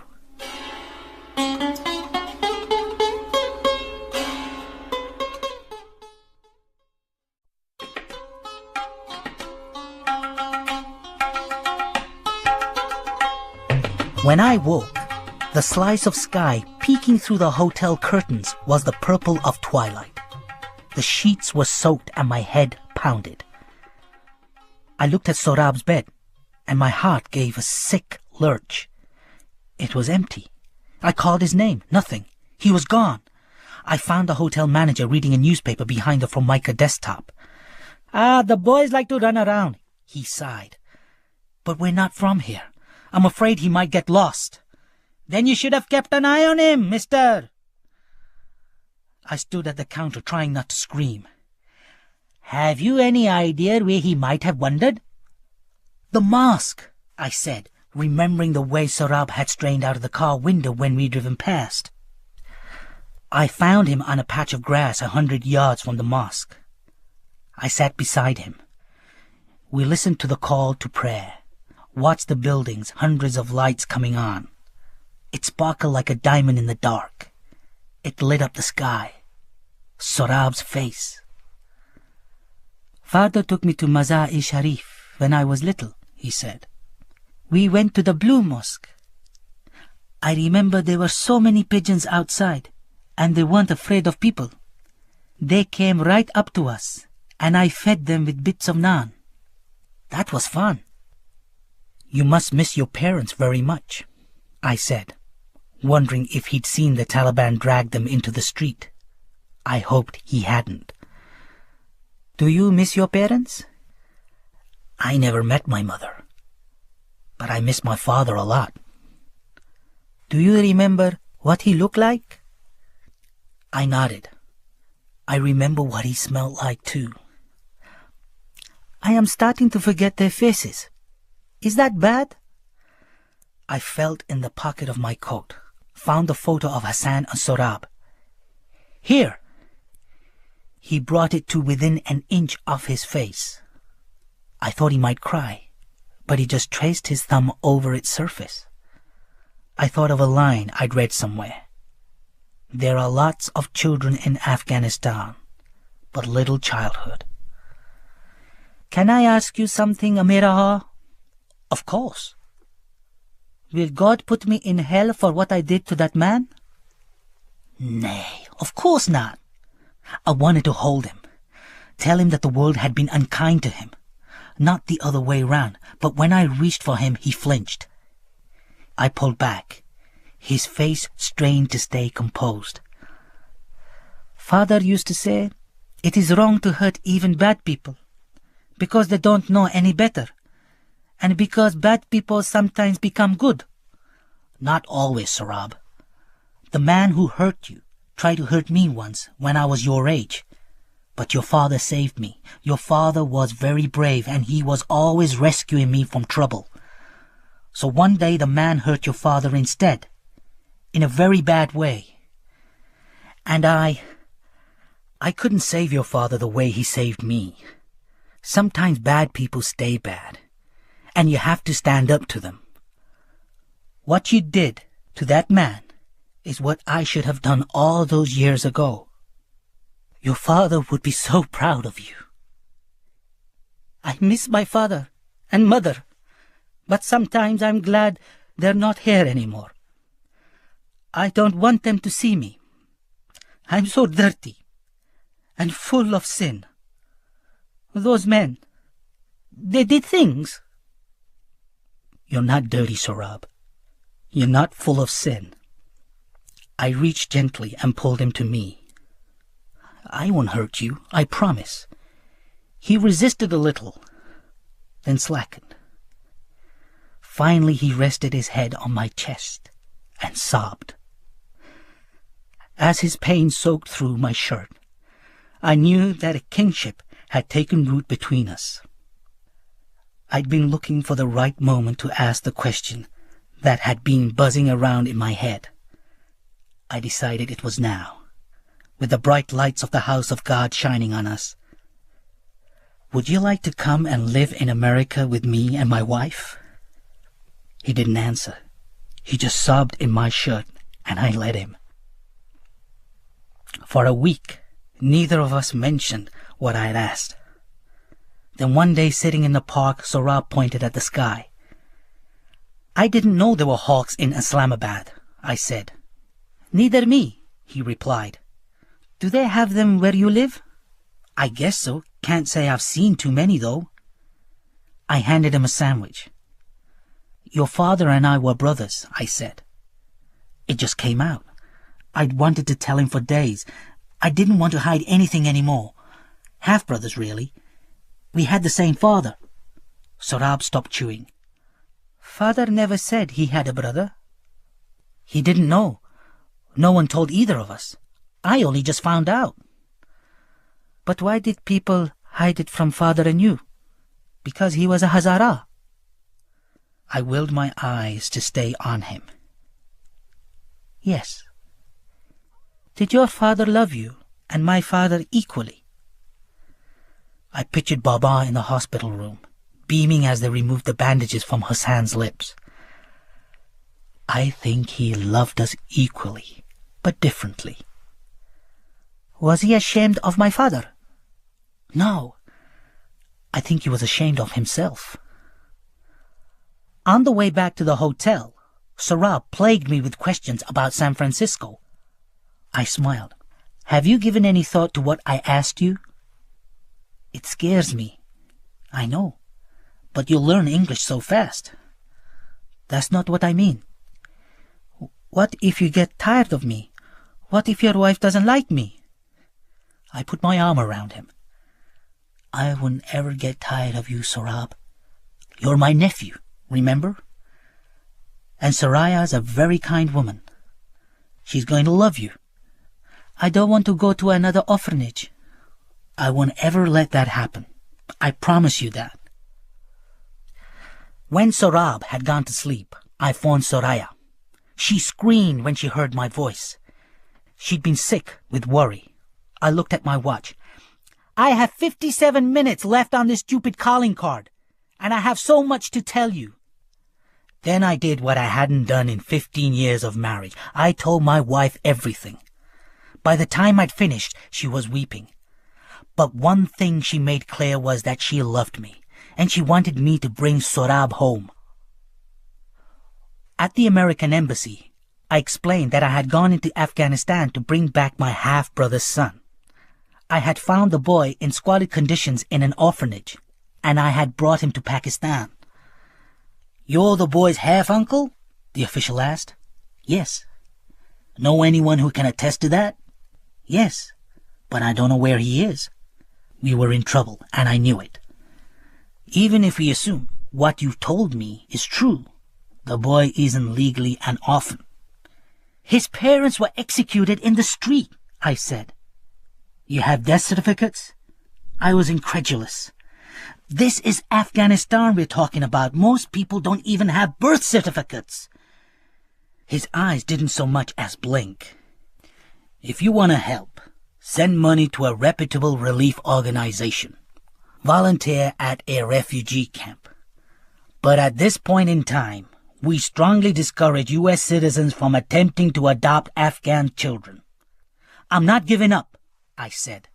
Then you need a good immigration lawyer. Omar Faisal had dimpled cheeks and an affable smile. I told him everything.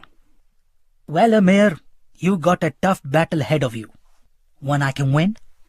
At the risk of sounding like an embassy official, it's not likely. Even if it's clear that the child has no surviving parents, the INS think it's good adoption practice to place him with someone in his own country. And as far as Afghanistan goes, Sharia law doesn't recognize adoption. The only option I can see, and it's a long shot, is to relinquish him to an orphanage here. Then file something called an orphan petition. I promised Sorab I wouldn't send him back to an orphanage. It may be your only shot. Back at the hotel, I sat beside Sorab. You'd promised me. You'd never put me in one of those places, Amir Aha. His voice was breaking, tears pooling in his eyes. This is different. It would be here in Islamabad. And I'd visit you all the time until we can get you out and take you to America. They'll hurt me. No one's gonna hurt you ever again. I wiped the tears streaking down his cheeks, wrapped my arms around his shaky little body. It'll be all right. You'll see. Please, promise, won't you, Amir? Please, promise. How could I promise? I held him against me and rocked back and forth until his breathing slowed and he fell asleep. I carried him to his bed, then lay on my own, looking out at the purple sky.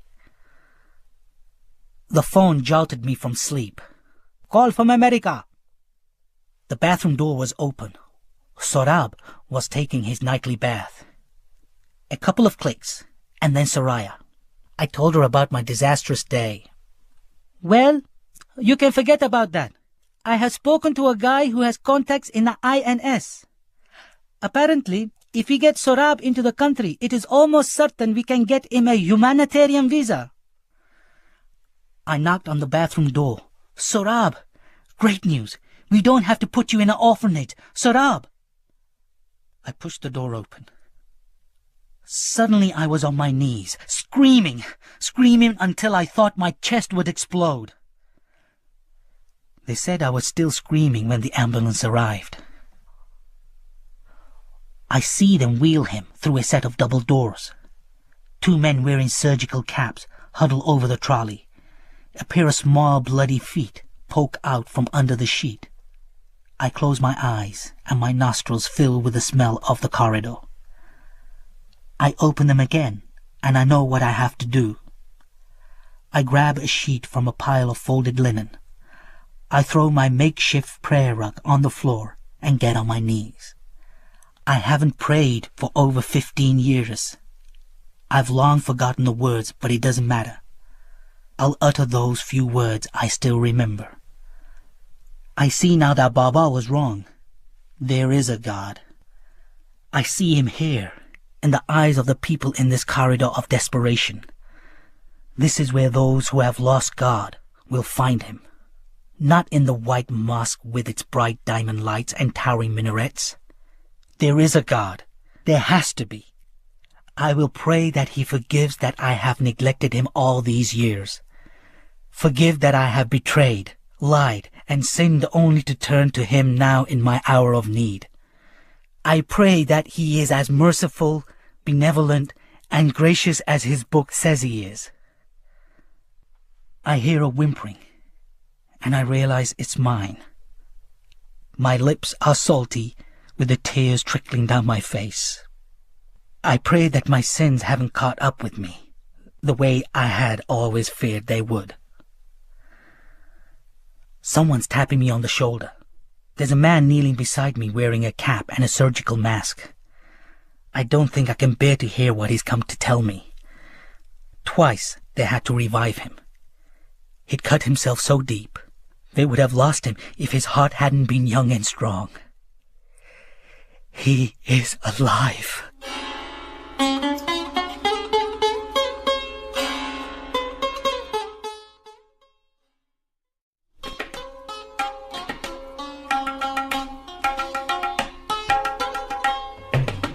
How are you?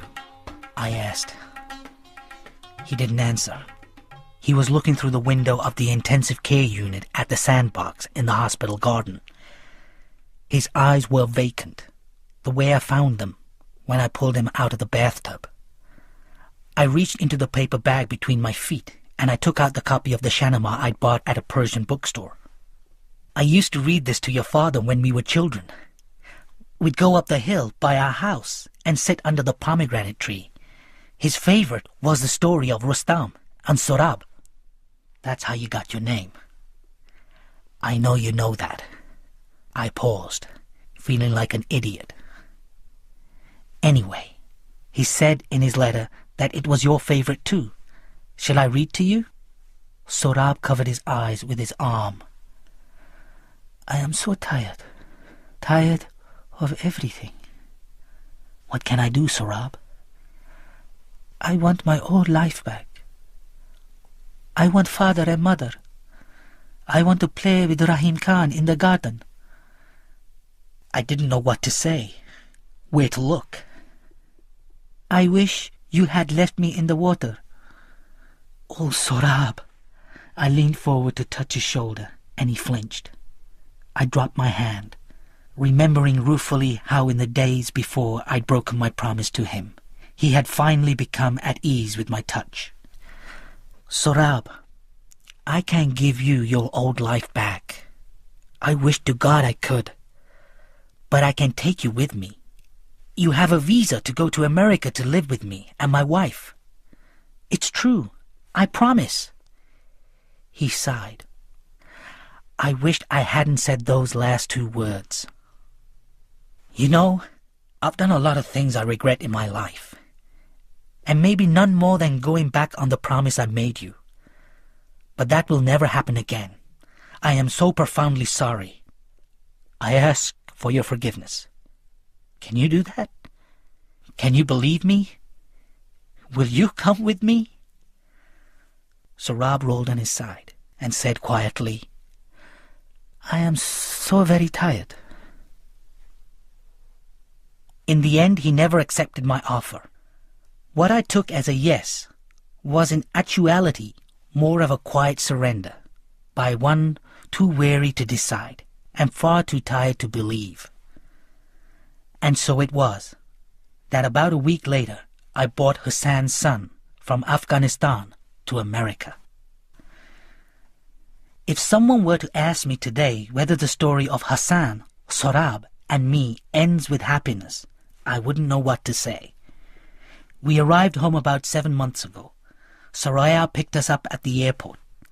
I'd never been away from her for so long, and when I smelled apples in her hair, I realized how much I had missed her. After she knelt to eye level with Sohrab, she took his hand and smiled at him. Sohrab shifted on his feet and looked away. Soraya had turned the study upstairs into a bedroom. She led Sohrab in, and he sat on the edge of the bed. The sheet showed brightly colored kites flying in indigo blue sky. At the foot of the bed was a wicker basket stuffed with toys and books. Sohrab looked at it impassively. Soraya asked if he liked his room. He lowered his head, said nothing. Then he simply laid his head on the pillow, and less than 5 minutes later he was asleep. Sohrab didn't so much live with us as occupy space, and precious little of it. Sometimes at the market or in the park, I noticed how other people hardly seemed to see him. He moved as if not to stir the air around him. Mostly, he slept. Sohrab's silence was hard on Soraya. Over the long-distance line to Pakistan, she told me about the things she was planning for him. Swimming classes, soccer. Now she'd walk past his room and catch a glimpse of books sitting unopened, jigsaw puzzles unmade. While Sohrab was silent, the world was not. One Tuesday morning, the Twin Towers came crumbling down, and overnight the world changed. Soon after the attacks, America bombed Afghanistan. The Northern Alliance moved in, and the Taliban scurried like rats into the caves. Suddenly people were standing in grocery stores talking about the cities of my childhood. Kandahar, Herat, Mazar-e Sharif. Sohrab sleepwalked through it all. Then 4 days ago, on a cool rainy weekend in March, a small wondrous thing happened. I took Soraya and Sohrab to a gathering of Afghans at the park. The previous week had been the Afghan New Year. We arrived around noon. Someone was already frying biryani. Steam rose from teacups. A scratchy old Amir Zahir song was blaring from a cassette player. It had been raining, and we rushed across the soggy grass into the shelter of a makeshift tent. Sohrab only stayed under the canopy for a moment and then stepped back into the rain, hands stuffed in the pockets of his raincoat, his hair plastered against his scalp. No one seemed to notice. With time, the queries about our adopted and decidedly eccentric little boy had mercifully eased. People stopped asking why he never spoke, why he didn't play with the other kids. I shook hands with Kabir, a silver-haired man who introduced me to a dozen others who'd all known Baba. In one way or another, he touched all their lives. They said I was lucky to have had such a great man for a father. Someone lightened a barbecue, and the smell of lamb kebab flooded my senses. Soraya pulled on my sleeve. "Amir, look!" She was pointing in the air. A half-dozen kites were flying high against the gray sky. A man was selling them from a stand nearby. I walked over and pointed to a yellow one. He handed me the kite and a wooden spool of glass tar. I tested the string the way Hassan and I used to. by holding it between my thumb and forefinger. The sailor smiled. I took the kite to where Sarab was standing. "Do you like it?" I asked, holding it up by the end of the crossbar. His eyes shifted from the sky to me, to the kite, then back. Out of the corner of my eye, I saw Soraya watching us from the tent, hands tensely dug in her armpits. I wet my index finger and held it up. "I remember the way your father checked the wind was to kick up the dust with his sandal. See which way the wind blew it. He knew a lot of little tricks like that." Sorab wiped a raindrop from his earlobe, shifted on his feet. "Did I ever tell you your father was the best kite runner in all of Kabul? How jealous he made the neighborhood kids? He'd run kites and never look up at the sky, and people used to say he was chasing the kite shadow. But they didn't know him, like I did. Your father wasn't chasing shadows. He just knew." Another half-dozen kites had taken flight. People had started to gather in clumps, teacups in hands, eyes glued to the sky. "Do you want to help me fly it?" Sorab's gaze bounced from the kite to me. "Okay," I shrugged. "Looks like I'll have to fly it solo." I balanced the spool in my left hand and fed about 3 feet of tar. The yellow kite dangled at the end of it, just above the wet grass. "Last chance. All right, here I go." I took off, running, the hand clutching the kite end of the string, held high above my head. I let the spool roll in my left hand. The kite was lifting behind me now, lifting and wheeling. I ran harder, then stopped and turned. High above, my kite was tilting side to side, making that old flapping sound I always associated with winter mornings in Kabul. I hadn't flown a kite for a quarter of a century, but suddenly I was 12 again, and all the old instincts came rushing back. I felt a presence next to me and looked down. It was Sorab, hands dug deep in the pockets of his raincoat. He'd followed me. "Do you want to try?" I asked. He said nothing. But when I held the string out for him, his hand lifted from his pocket, hesitated, took the string. We stood quietly, side by side, necks bent up. Then I saw we had company. A green kite was closing in. I traced the string to a kid standing about 30 yards from us. He saw me looking and waved. I smiled. "Okay, let's teach him a lesson." The glassy vacant look in Sarab's eyes was gone. His gaze flitted between our kite and the green one, his eyes suddenly alive. I wondered when I'd forgotten that despite everything, he was still just a child. The green kite was making its move. "Let's wait," I said. "Let him get a little closer." The kite dipped twice and crept towards us, suddenly rising above us, unaware of the trap I'd set. "Watch, Sorab. I'm going to show you one of your father's favorite tricks."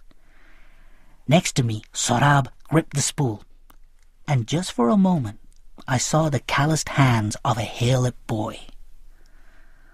The park shimmered with snow, so fresh, so dazzling white, it burnt my eyes. I smelled dried mulberries, sour oranges. The green kite hovered directly above us, held position, then shot down. "Here he comes." I did it perfectly. After all these years, the old lift and dive trap. I loosened my grip and tugged on the string, dipping and dodging the green kite. A series of quick sidearm jerks, and our kite shot up counterclockwise in a half circle. Suddenly I was on top. The green kite was scrambling now, panic-stricken.